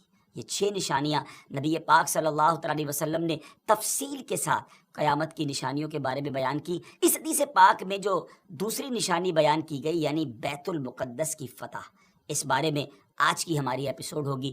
یہ تو آپ نے سن ہی لیا کہ حدیث پاک میں سے قیامت کی نشانی کے طور پر فرمایا گیا ہے. اس بارے میں مزید بات کرنے سے پہلے آئیے پہلے ذرا بیت المقدس کے بارے میں کچھ سنتے ہیں کہ یہ کس جگہ کو کہا جاتا ہے اور اس کی تاریخ کیا ہے. بیت المقدس مسلمانوں کا قبلہ اول ہے. یہ فلسطین کے شہر القدس میں واقع ہے. بعض نے اس شہر کو بھی بیت المقدس کہا ہے. بیت المقدس کی تاریخ دیکھیں تو اس میں کوئی شک نہیں کہ بیت المقدس یہودیوں، عیسائیوں اور مسلمانوں تینوں کے ادیان یعنی تینوں کے ریلیجن کے لیے مقدس مقام کی حیثیت رکھتا ہے. اس کو القدس کا نام کیوں دیا گیا؟ اس کے بارے میں حکیم الامت مفتی احمد یار خان نعیمی رحمۃ اللہ تعالی لکھتے ہیں کہ چونکہ اس زمین میں حضرات انبیاء کے مزارات بہت ہیں اس لیے اسے قدس کہا جاتا ہے. زمین کا یہ ٹکڑا انبیاء اور صلحاء یعنی نیک لوگوں کا مرکز رہا ہے. حضرت سیدنا سلیمان علیہ نبینا علیہ الصلوۃ والسلام کا مزار مبارک اور عالم اسلام کی مشہور و معروف مسجد اقصیٰ بھی اسی شہر میں واقع ہے۔ رہی یہ بات کہ اس کا سنگ بنیاد کب رکھا گیا، تو اس بارے میں یہ کہا جاتا ہے کہ کعبہ معظمہ کی بنیاد ڈالنے کے 40 سال بعد سیدنا آدم علیہ نبینا علیہ الصلوۃ والسلام یا ان کی اولاد میں سے کسی نے اس کی بنیاد ڈالی۔ پھر اس کی تعمیر حضرت سیدنا سام بن نوح علیہ نبینا علیہ الصلوۃ والسلام نے کی۔ پھر ایک عرصے کے بعد حضرت سیدنا داؤد علیہ نبینا علیہ الصلوۃ والسلام نے بیت المقدس کی بنیاد اسی مقام پر رکھی، جہاں حضرت سیدنا موسیٰ علیہ نبینا علیہ الصلوۃ والسلام کا خیمہ نصب کیا گیا تھا۔ اس عمارت کے پورا ہونے سے قبل حضرت سیدنا داؤد علیہ نبینا علیہ الصلوۃ والسلام کی دنیا سے وفات کا وقت قریب آ گیا، تو اب آپ نے اپنے بیٹے حضرت سیدنا سلیمان علیہ نبینا علیہ الصلوۃ والسلام کو اس کو مکمل کرنے کی وصیت فرمائی۔ حضرت سلیمان علیہ نبینا علیہ الصلوۃ والسلام نے کمال کا انتظام کیا۔ آپ نے انسانوں سے نہیں بلکہ جنوں کی ایک جماعت سے اس کام کو کروانا شروع کیا۔ 1 سال کا کام باقی تھا۔ اب ذرا غور کیجئے کہ جنات تعمیر کر رہے تھے، مگر آپ کے انتقال کا وقت قریب آ گیا۔ آپ نے غسل فرمایا، نئے کپڑے پہنے، خوشبو لگائی اور اس طرح تشریف لائے کہ عصا پر یعنی اپنے جو لاٹھی تھی اس پر ٹیک لگا کر کھڑے ہو گئے۔ ملک الموت حضرت اسرائیل علیہ الصلوۃ والسلام نے، جن کا کام ہی روح قبض کرنا ہے، انہوں نے آپ کی روح اسی حالت میں اسی عالم میں قبض کر لی۔ اب اسی طرح آپ عصا پر ٹیک لگائے کھڑے رہے۔ جی ہاں، دنیا سے آپ جا چکے تھے، وصال فرما چکے تھے، مگر آپ کا جو مبارک جسم ہے وہ عصا پر ٹیک لگائے کھڑا رہا۔ یہ اللہ کی شان ہے۔ حضرت سلیمان علیہ الصلوۃ والسلام کا یہ معجزہ بھی ہے۔ یہاں میں ایک اور دلچسپ بات آپ کو بتاتا چلوں کہ جب حضرت سلیمان علیہ الصلوۃ والسلام حیات تھے تو جنات کو رات کی رخصت بھی مل جاتی تھی، وہ دن میں کام کرتے تھے۔ حضرت سلیمان علیہ الصلوۃ والسلام بھی آرام کرنے چلے جاتے تھے، مگر آپ چونکہ اب کھڑے ہی تھے تو اب جنات کو دن رات راؤنڈ کلاک کام کرنا پڑ گیا۔ ہر وقت وہ آپ کھڑے رہے تو آپ کو اجازت مانگتے تھے، لیکن کسی میں ہمت نہیں ہوتی تھی کہ وہ اجازت مانگنے آپ سے مانگے، تو آپ سے اجازت بھی نہیں مانگ سکتے تھے۔ تو جنہوں نے 4 سال تک یک لخت، جی ہاں آل دا وے، دن رات برابر کام کیا۔ اچھا، حضرت سلیمان علیہ الصلوۃ والسلام جو ہیں وہ عصا پر کھڑے ہیں، نہ جسم میں کوئی تبدیلی آ رہی ہے۔ اللہ اکبر، یہ بھی اللہ کے نبی کی شان دیکھیں۔ اس کی تعمیر کی تکمیل چونکہ حضرت سلیمان علیہ الصلوۃ والسلام کے زیر نگرانی ہونی تھی، اس لیے اس عمارت کو ہیکل سلیمانی بھی کہا جاتا ہے۔ بیت المقدس کی روشنی کا انتظام بھی نرالے انداز میں ہی کیا گیا تھا۔ وہ اس طرح کہ حضرت سلیمان علیہ الصلوۃ والسلام نے بیت القدس کی مسجد کو سنگ مرمر سے اور ہیروں، موتیوں اور یاقوت سے بنوایا، اور بیت المقدس کے گنبد کے سرے پر کبریت احمر، یہ سرخ گندک جی تھی، اس کا اہتمام کیا۔ اس کی روشنی کئی میلوں تک پہنچتی تھی۔ اللہ اکبر۔ اچھا ناظرین، جیسے اس کی تعمیر کا وقت پورا ہونے لگا تو اللہ کی شان دیکھیں کہ آپ کے اس عصا کو، اس لکڑی کو دیمک نے کھایا اور آپ کا جسم زمین پر تشریف لایا۔ پھر لوگوں کو بھی پتہ چلا اور جنات کو بھی پتہ چلا کہ حضرت سلیمان علیہ الصلوۃ والسلام دنیا سے جا چکے ہیں۔ سبحان اللہ، اتنی شاندار یہ عمارت ہے۔ بیت المقدس کی خدمت کے لیے کثیر خادمین حاضری دیتے رہتے۔ ایک وقت ایسا آیا کہ حضرت سیدنا زکریا علیہ نبی علیہ الصلوۃ والسلام کے مبارک زمانے میں بیت المقدس کے خدام کی تعداد 4000 تھی، اور خدام کے 27 یا 70 سردار تھے، جن کے امیر سیدنا زکریا علیہ نبی علیہ الصلوۃ والسلام تھے۔ حضرت سیدنا آدم علیہ الصلوۃ والسلام سے لے کر حضرت سیدنا موسیٰ علیہ نبی علیہ الصلوۃ والسلام تک کعبہ یعنی بیت اللہ شریف ہی کعبہ رہا۔ پھر حضرت سیدنا موسیٰ علیہ نبی علیہ الصلوۃ والسلام سے لے کر حضرت سیدنا عیسیٰ علیہ الصلوۃ والسلام تک بیت المقدس قبلہ رہا۔ جب آقائے کائنات جناب محمد رسول اللہ صلی اللہ تعالیٰ علیہ وسلم کی آمد ہوئی اور آپ نے اعلان نبوت فرما کر اسلام کی تعلیم اور اشاعت کا سلسلہ شروع کیا، تو مکہ مبارک میں جتنا عرصہ رہے اس وقت تک بھی مسلمان بیت المقدس کی طرف رخ کر کے عبادت کرتے تھے۔ پھر نبی پاک علیہ الصلوۃ والسلام نے مدینے کی طرف ہجرت فرمائی، اور ہجرت کے بعد مدینہ منورہ میں بھی مسلمان 16 یا 17 مہینے تک بیت المقدس کی طرف رخ کر کے نمازیں پڑھتے رہے۔ ہجرت کے 1 سال 5.5 مہینے کے بعد 15ویں رجب پیر کے دن مسجد بنی سلمہ میں نماز ظہر کے درمیان قبلے کی تبدیلی ہوئی، اور اللہ پاک نے پیارے آقا علیہ الصلوۃ والسلام کی خواہش کے مطابق مسلمانوں کا جو کعبہ ہے، قبلہ ہے، وہ کعبہ کو فرما دیا، اور اب مسلمان کعبے کی طرف رخ کر کے نماز ادا کرنے لگے۔ اس مقام پر آج بھی مسجد قبلتین قائم ہے۔ حضرت سلیمان علیہ الصلوۃ والسلام کے بعد بنی اسرائیل کے زوال کے ساتھ ہی بنی اسرائیل 2 حصوں میں منقسم ہو گئے، تقسیم ہو گئے۔ ہیکل سلیمانی کی عزت میں بھی کمی آ گئی۔ ویسے تو ہیکل سلیمانی پر کئی حملے ہوئے، مگر ایران کے بادشاہ بخت نصر نے جو فلسطین پر حملہ کیا تھا اس میں ہیکل سلیمانی کو مکمل طور پر مسمار کر دیا اور بڑے پیمانے پر یہودیوں کا قتل عام کیا۔ تورات جلا دی گئی اور اس وقت یہودی غلاموں کو دریائے فرات کے کنارے آباد کیا گیا اور انہوں نے اس بستی کا نام تل ابیب رکھا۔ اس کے بعد ایران کے پہلے کسرا خسرو نے یہودیوں کو واپس فلسطین جانے کی اجازت دے دی۔ تب وہ جنوبی فلسطین میں آ کر آباد ہوئے اور ہیکل سلیمانی کی اثر نو تعمیر کی، مگر یہ تعمیر بھی زیادہ عرصے قائم نہ رہ سکی اور 70 عیسوی میں روم کے بادشاہ توتس نے ایک مرتبہ پھر ہیکل سلیمانی پر حملہ کیا، اسے مسمار کر دیا اور یہودیوں کو فلسطین کے جنوبی حصے سے بھی نکال دیا۔ یوں فلسطین مکمل طور پر یہود سے خالی ہو گیا تھا۔ حضرت عمر فاروق رضی اللہ تعالیٰ عنہ کے عہد خلافت میں جب فلسطین فتح کیا گیا اس وقت وہاں عربی النسل قبائل آباد تھے۔ اسلامی لشکر کے سپہ سالار سیدنا ابو عبیدہ بن جراح رضی اللہ تعالیٰ عنہ نے فتح یرموک کے بعد اسلامی لشکر کے ساتھ آپ دمشق آ چکے تھے۔ آپ نے اپنے اصحاب سے مشورہ کیا کہ قیصاریہ روانہ ہو یا بیت المقدس۔ حضرت سیدنا معاذ بن جبل رضی اللہ تعالیٰ عنہ کے مشورے پر عمل کرتے ہوئے سیدنا فاروق اعظم رضی اللہ تعالیٰ عنہ کی بارگاہ میں ایک مکتوب روانہ کیا گیا، دونوں شہروں میں سے کس شہر کا انتخاب کیا جائے۔ سیدنا فاروق اعظم رضی اللہ تعالیٰ عنہ نے جلیل القدر صحابہ کرام علیہ رضوان سے جب مشورہ کیا تو مولا علی شیر خدا کرم اللہ تعالیٰ وجہ الکریم نے فرمایا کہ اے امیر المومنین، آپ اسلامی لشکر کو بیت المقدس کی طرف روانگی کا حکم دیں۔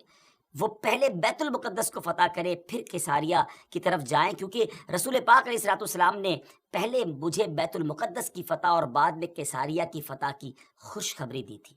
یہ سن کر سیدنا فاروق اعظم رضی اللہ تعالیٰ نے فرمایا، اے ابو الحسن، آپ نے سچ کہا۔ پھر سیدنا ابو عبیدہ بن جراح رضی اللہ تعالیٰ کی طرف پہلے بیت المقدس اور پھر قیصاریہ روانگی کا حکم لکھ کر روانہ کر دیا۔ ڈیئر ویورز، ہے نا بڑی عجیب داستان، بڑی ایمان افروز داستان۔ سیدنا ابو عبیدہ بن جراح رضی اللہ تعالیٰ کو جیسے ہی امیر المومنین کا مکتوب ملا، آپ نے روزانہ 5000 مجاہدین لشکر بیت المقدس روانہ شروع کر دیے، یعنی 5000 مجاہدین ڈیلی روانہ ہوئے۔ بیت المقدس کا جو قلعہ تھا، جو فورٹ تھا، وہ بڑا مضبوط تھا۔ رومیوں نے یرموک کا حال سن کر پوری تیاری کر رکھی تھی۔ اسلامی لشکر کے جاتے ہی انہوں نے قلعے کا محاصرہ کیا، اس کو سراؤنڈ کر لیا۔ حضرت ابو عبیدہ بن جراح رضی اللہ عنہ کے حکم سے روزانہ اس فورٹ پر، اس قلعے پر حملہ کیا جاتا۔ 11 دن تک حملہ کرتے رہے، مگر کوئی خاص پیش رفت نہ ہوئی، کوئی پروگرس نہ ہو رہی تھی۔ 11ویں دن خود سیدنا ابو عبیدہ بن جراح رضی اللہ تعالیٰ عنہ سیدنا خالد بن ولید رضی اللہ تعالیٰ عنہ تشریف لائے۔ مجاہدین نے تکبیر و تحلیل کی صدائیں بلند کی، خوب نعرے لگائے، تو رومیوں کو بھی معلوم ہو گیا کہ اسلامی لشکر کا کوئی بڑا سردار آ گیا ہے۔ وہ سب پریشان ہوئے، اپنے سب سے بڑے راہب قمامہ کے پاس گئے اور ساری صورتحال بیان کی۔ جب اسے معلوم ہوا کہ مسلمانوں کا سردار آ گیا ہے، وہ بہت پریشان ہوا اور کہنے لگا، اب تمہاری ہلاکت نزدیک ہے، کیونکہ میں نے پچھلی کتابوں میں پڑھا ہے کہ ملک شام کو محمد الرسول اللہ صلی اللہ تعالیٰ علیہ وسلم کا ایک سرخ رنگ کا صحابی فتح کرے گا۔ اگر یہ وہی سردار ہے تو صلح کے علاوہ اب تمہارے پاس کوئی دوسری صورت نہیں ہے۔ پھر وہ اسلامی لشکر کے سپہ سالار کو دیکھنے کے لیے قلعے کے دیوار پر آیا، سیدنا ابو عبیدہ بن جراح رضی اللہ تعالیٰ کو بلایا۔ آپ رضی اللہ تعالیٰ جب آگے گئے تو ان سے بھی وہی بات کی۔ حضرت ابو عبیدہ بن جراح نے کہا، یا تو تم اسلام قبول کر لو یا جزیہ دے کر امان حاصل کر لو، پھر ہم سے جنگ کرنے کے لیے تیار ہو جاؤ۔ لیکن اس راہب قمامہ نے سیدنا ابو عبیدہ بن جراح رضی اللہ تعالیٰ کی بات کا کوئی جواب نہ دیا، فقط خاموشی سے وہ بس آپ کو دیکھتا رہا اور پھر واپس چلا گیا۔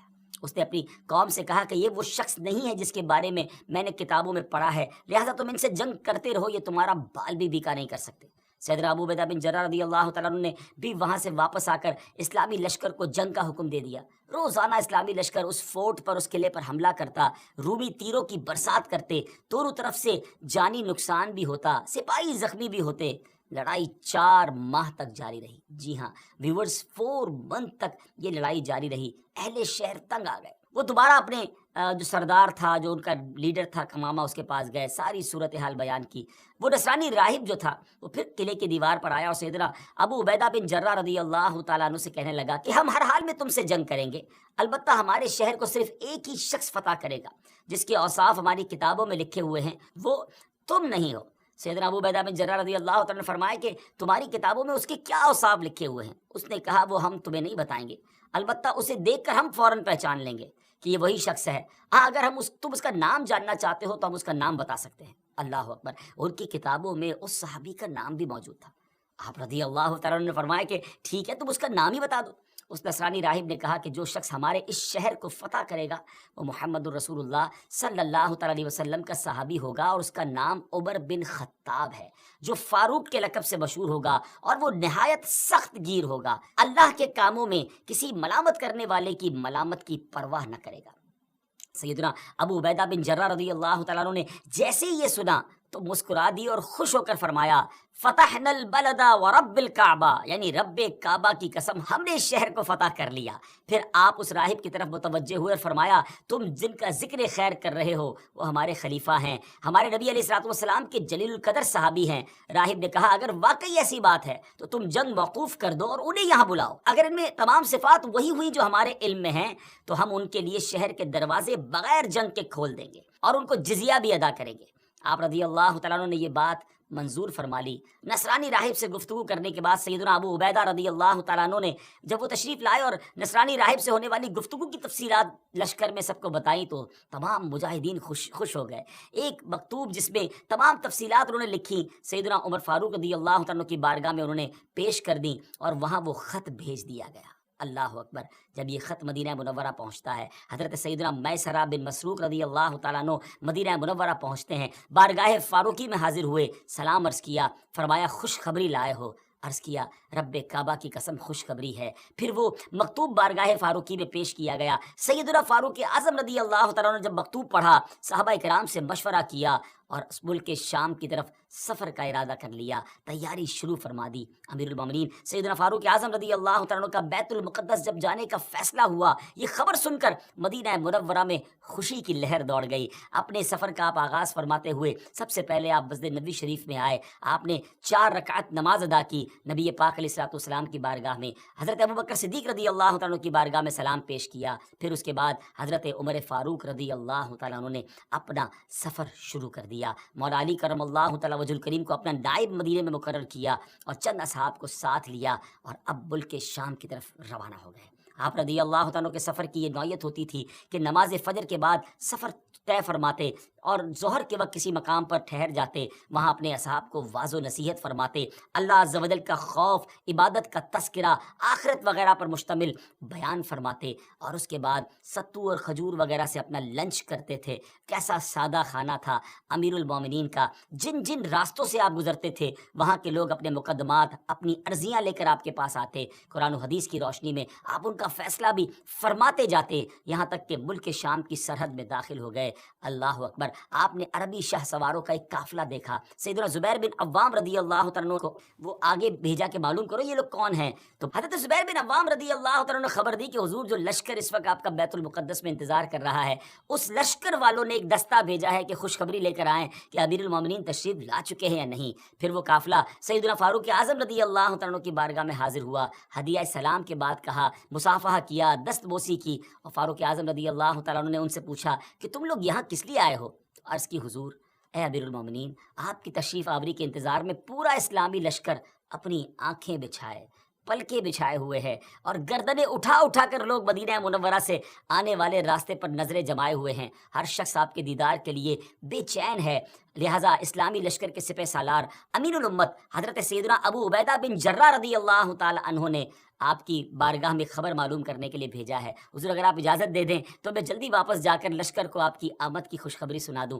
آپ رضی اللہ تعالیٰ عنہ نے اسے اجازت دے دی. اس قافلے نے لشکر اسلام میں پہنچ کر سب کو خبر دے دی کہ الحمدللہ امیر المومنین شام کی حدود میں داخل ہو گئے ہیں. ہر شخص چاہتا تھا کہ وہ جائے استقبال کے لیے، مگر سیدنا ابو عبیدہ بن جراح رضی اللہ تعالیٰ عنہ نے لشکر کو وہیں ٹھہرنے کا حکم دیا اور خود امیر المومنین کی بارگاہ میں استقبال کے لیے حاضر ہو گئے. سیدنا ابو عبیدہ بن جراح رضی اللہ تعالیٰ عنہ کا قافلہ امیر المومنین کے اس مدینے سے آنے والے مدنی قافلے سے ملا. سیدنا ابو عبیدہ بن جراح اپنی اونٹنی پر سوار ہو کر آئے تھے. آپ نے اپنی اونٹنی بٹھائی، نیچے اترے، امیر المومنین کی خدمت میں ہدیہ سلام پیش کیا، مصافحہ کیا، گلے ملے. بقیہ اصحاب نے بھی اس طرح ملاقات کی. پھر یہ قافلہ اسلامی لشکر کی طرف روانہ ہوا. اللہ اکبر. سوچئے کیسا منظر ہوگا جب یہ قافلہ بیت المقدس پہنچا. مجاہدین نے نہایت شاندار استقبال کیا. تمام مجاہدین نے آپ سے ملاقات کی، آپ کی دست بوسی کی. پھر آپ نے ان سے نہایت فصیح و بلیغ خطبہ بھی دیا. تمام مجاہدین کو اعمال صالحہ، تقوی و پرہیزگاری وغیرہ اختیار کرنے کی نصیحت اور تنبیہ فرمائی. خطبے سے فارغ ہو کر سیدنا ابو عبیدہ بن جراح رضی اللہ تعالیٰ عنہ نے ملک شام کی جنگوں کو بالتفصیل بیان کیا، جنہیں سن کر فاروق اعظم رضی اللہ تعالیٰ عنہ کبھی روتے اور کبھی خوش ہوتے. دونوں میں گفتگو ہوتی رہی یہاں تک کہ ظہر کا وقت ہو گیا. مؤذن رسول سیدنا بلال حبشی رضی اللہ تعالیٰ عنہ، جو نبی پاک علیہ الصلوۃ والسلام کے دنیا سے پردہ فرمانے کے بعد مدینہ طیبہ سے ملک شام چلے آئے تھے، لشکر اسلام میں شامل ہو کر وہ بھی جہاد میں مصروف ہو گئے تھے. حضرت جناب رسول اللہ صلی اللہ تعالیٰ علیہ وسلم کے وصال ظاہری کے بعد آپ نے اذان کہنا چھوڑ دی تھی. اپنے آقا و مولا علیہ الصلوۃ والسلام کی جدائی اور فرقت کے رنج میں وہ ایسے شکستہ دل تھے کہ اذان دیتے وقت انہیں سخت غم اور جو ہے وہ رنج لاحق ہو جاتا تھا. محبوب کی یاد ستاتی تھی، اتنی گریہ وزاری ہوتی تھی کہ اذان کو کمپلیٹ کرنا مشکل ہو جاتا تھا. جب نماز ظہر کا وقت ہوا، تمام مجاہدین نے امیر المومنین سے عرض کی کہ حضور حضرت بلال بھی موجود ہیں، ہم چاہتے ہیں کہ حضرت بلال کی اذان سنیں، نبی پاک علیہ الصلوۃ والسلام کے زمانے مبارکہ کی یاد تازہ ہو جائے گی. سیدنا فاروق اعظم رضی اللہ تعالیٰ عنہ نے سیدنا بلال حبشی کو حکم دیا، مجاہدین کی خواہش بیان کی. سیدنا بلال حبشی رضی اللہ تعالیٰ عنہ نے اذان تو بالکل چھوڑ دی تھی، کسی کے کہنے پر بھی اذان نہ دیتے تھے، لیکن فاروق اعظم رضی اللہ تعالیٰ عنہ کا حکم تھا اور بڑا وہ ادب بھی کرتے تھے، اس لیے اذان دینے کے لیے راضی ہو گئے. کیا منظر ہوگا. حضرت بلال حبشی رضی اللہ تعالیٰ عنہ نے اذان شروع کی. جیسے ہی بلند آواز سے کہا اللہ اکبر اللہ اکبر، ان کی آواز میں وہ درد تھا کہ لشکر اسلام پر لرزہ طاری ہو گیا.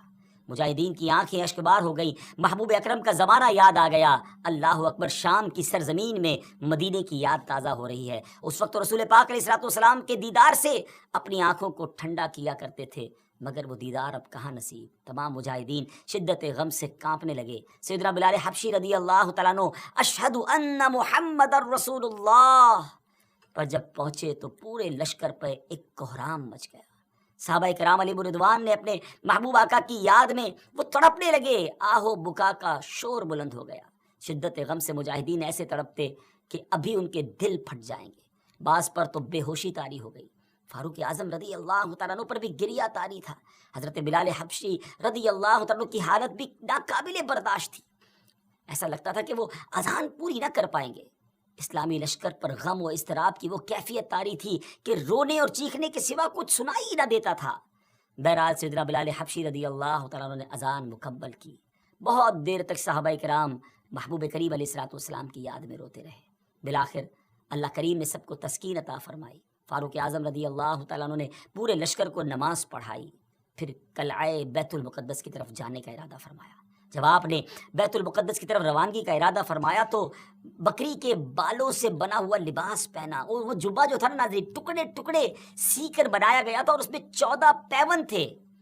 ایک پیون جو ہے وہ چمڑے کا بھی اس میں تھا. اتنا سادہ اور جس کو آپ کہیں بالکل کم پیسوں والا لباس.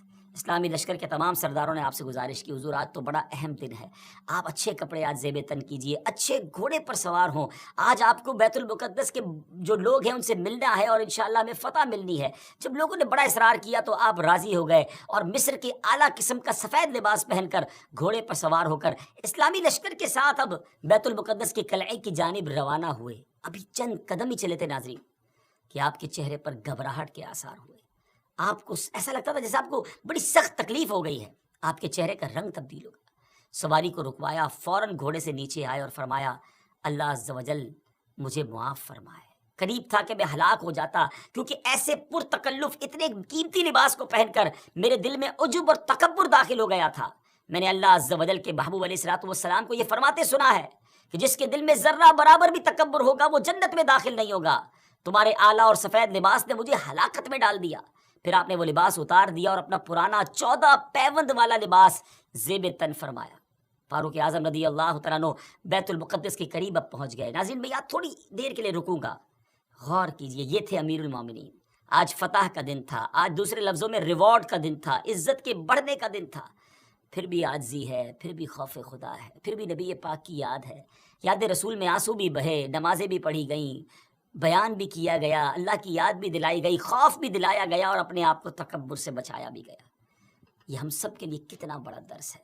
جن کو اللہ نے نوازا ہے، اگر اللہ نے دنیا کی نعمتیں دی ہیں تو اس کا مطلب یہ نہیں کہ تکبر کیا جائے اور ان خوشیوں میں کھو جایا جائے۔ آج معاملہ یہ ہے ناظرین کہ جس کے گھر میں خوشی ہوتی ہے، جس کو کوئی سیلیبریشن ملتی ہے، وہ اس کے ساتھ ہی نافرمانی اللہ کی شروع کر دیتا ہے۔ ایسا لگتا ہے کہ ہماری خوشی اور اللہ کی نافرمانی یہ لازم و ملزوم ہو گئی ہے۔ اچھا خاصا نیک نمازی بھی ہوتا ہے، اگر اس کے گھر میں جب خوشی کا موقع آتا ہے تو وہ کچھ ہوتا ہے جو بیان نہیں کیا جا سکتا۔ یہ بہت بڑی بے وقوفی ہے ناظرین کہ اللہ کریم خوشیاں عطا فرمائے اور ہم اسی کی نافرمانی کریں۔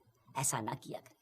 جب رب کی عطا ملے زیادہ شکر ادا کریں، زیادہ سجدے کریں، صدقہ کریں اور گناہوں سے بچیں۔ بہرحال فاروق اعظم رضی اللہ تعالیٰ عنہ بیت المقدس کے قلعے کے قریب پہنچے تو وہاں موجود مجاہدین نے اب تکبیر و تحلیل کی صدائیں بلند کی، خوب اللہ اکبر کے نعرے لگائے۔ جب یہ شور سنا اور بیت المقدس کے اندر جو لوگ تھے وہ حیران ہو گئے کہ جنگ تو بریک تھی، موقوف ہو گئی، کیا مسلمانوں نے پھر حملہ کر دیا؟ نصرانی راہب کمامہ نے جب وہ آوازیں سنی اور خادمین کو بھیجا کہ معلوم کرے کہ معاملہ کیا ہے، تو پتہ چلا کہ اسلامی لشکر کے سب سے بڑے سردار امیر المومنین حضرت عمر بن خطاب رضی اللہ تعالیٰ عنہ تشریف لائے ہیں۔ نصرانی راہب قلعے کی دیوار پر آیا اور اسلامی لشکر میں پیغام بھیجا کہ حضرت عمر بن خطاب رضی اللہ تعالیٰ عنہ کی زیارت اور شناخت کرنا چاہتے ہیں، انہیں قلعے کے قریب لایا جائے۔ سیدنا فاروق اعظم رضی اللہ تعالیٰ عنہ بغیر اسلحے کے اکیلے ہی قلعے کے قریب جانے لگے تو بعد میں یہ فیصلہ ہوا کہ حضرت ابو عبیدہ بن جراح رضی اللہ تعالیٰ عنہ بھی ساتھ جائیں۔ آپ اپنے اونٹ پر سوار تھے، ہاتھ میں ایک درہ تھا۔ جب دیوار کے قریب پہنچے تو اس نصرانی راہب نے آپ کو بڑے غور سے دیکھنا شروع کر دیا۔ تھوڑی دیر بعد نصرانی راہب نے کمامہ نے بلند آواز سے شور کرتے ہوئے اپنی قوم کو پکار کر کہا، خدا کی قسم یہ وہی شخص ہیں جن کی صفات ہم نے اپنی کتابوں میں پڑھی ہیں اور ان کے ہاتھوں پر ہمارا شہر فتح ہوگا۔ پھر اس کمامہ نے اپنی قوم کو جھڑکتے ہوئے اور ڈانٹتے ہوئے کہا کہ سختی ہو تم پر، یہ کیا تاخیر ہے؟ قلعے سے جلدی اترو، ان کے پاس جاؤ، ان سے امان اور ذمہ داری حاصل کرو۔ خدا کی قسم محمد بن عبداللہ علیہ الصلوۃ والسلام کے یہ صحابی ہیں۔ جب رومیوں نے کمامہ کا فرمان سنا تو وہ جلدی جلدی قلعے کی دیوار سے اترے، شہر کے دروازے کھول دیے گئے، دوڑتے ہوئے فاروق اعظم رضی اللہ تعالیٰ کی بارگاہ میں حاضر ہوئے، صلح اور امان کی درخواست کرنے لگے۔ آپ رضی اللہ تعالیٰ عنہ نے اللہ پاک کا شکر ادا کرتے ہوئے اپنے اونٹ پر ہی سجدہ شکر ادا کیا اور پورے شہر والوں کو امن و امان اور اس کا جو پروانہ تھا وہ جاری کر دیا، عہد و پیمان ہو گئے۔ دوسرے دن آپ رضی اللہ تعالیٰ عنہ نے بعد نماز فجر عظیم و شان فتح و نصرت کے ساتھ بیت المقدس کے قلعے میں داخلہ فرمایا۔ اس کے بعد کئی 100 سال تک بیت المقدس مسلمانوں کے قبضے میں رہا۔ بعد ازاں تقریباً 11ویں صدی عیسوی میں بیت المقدس عیسائیوں کے قبضے میں چلا گیا، جسے سلطان صلاح الدین ایوبی رضی اللہ تعالیٰ عنہ نے 1187 عیسوی میں دوبارہ فتح کیا اور بیت المقدس دوبارہ مسلمانوں کے قبضے میں آ گیا، اور پہلی جنگ عظیم تک ترک عثمانیہ خلافت کے زیر انتظام رہا۔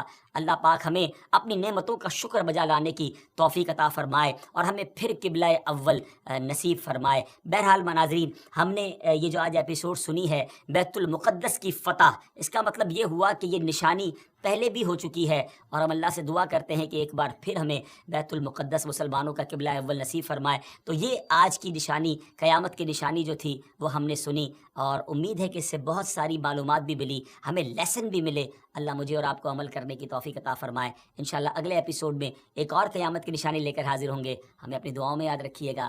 السلام علیکم ورحمۃ اللہ وبرکاتہ۔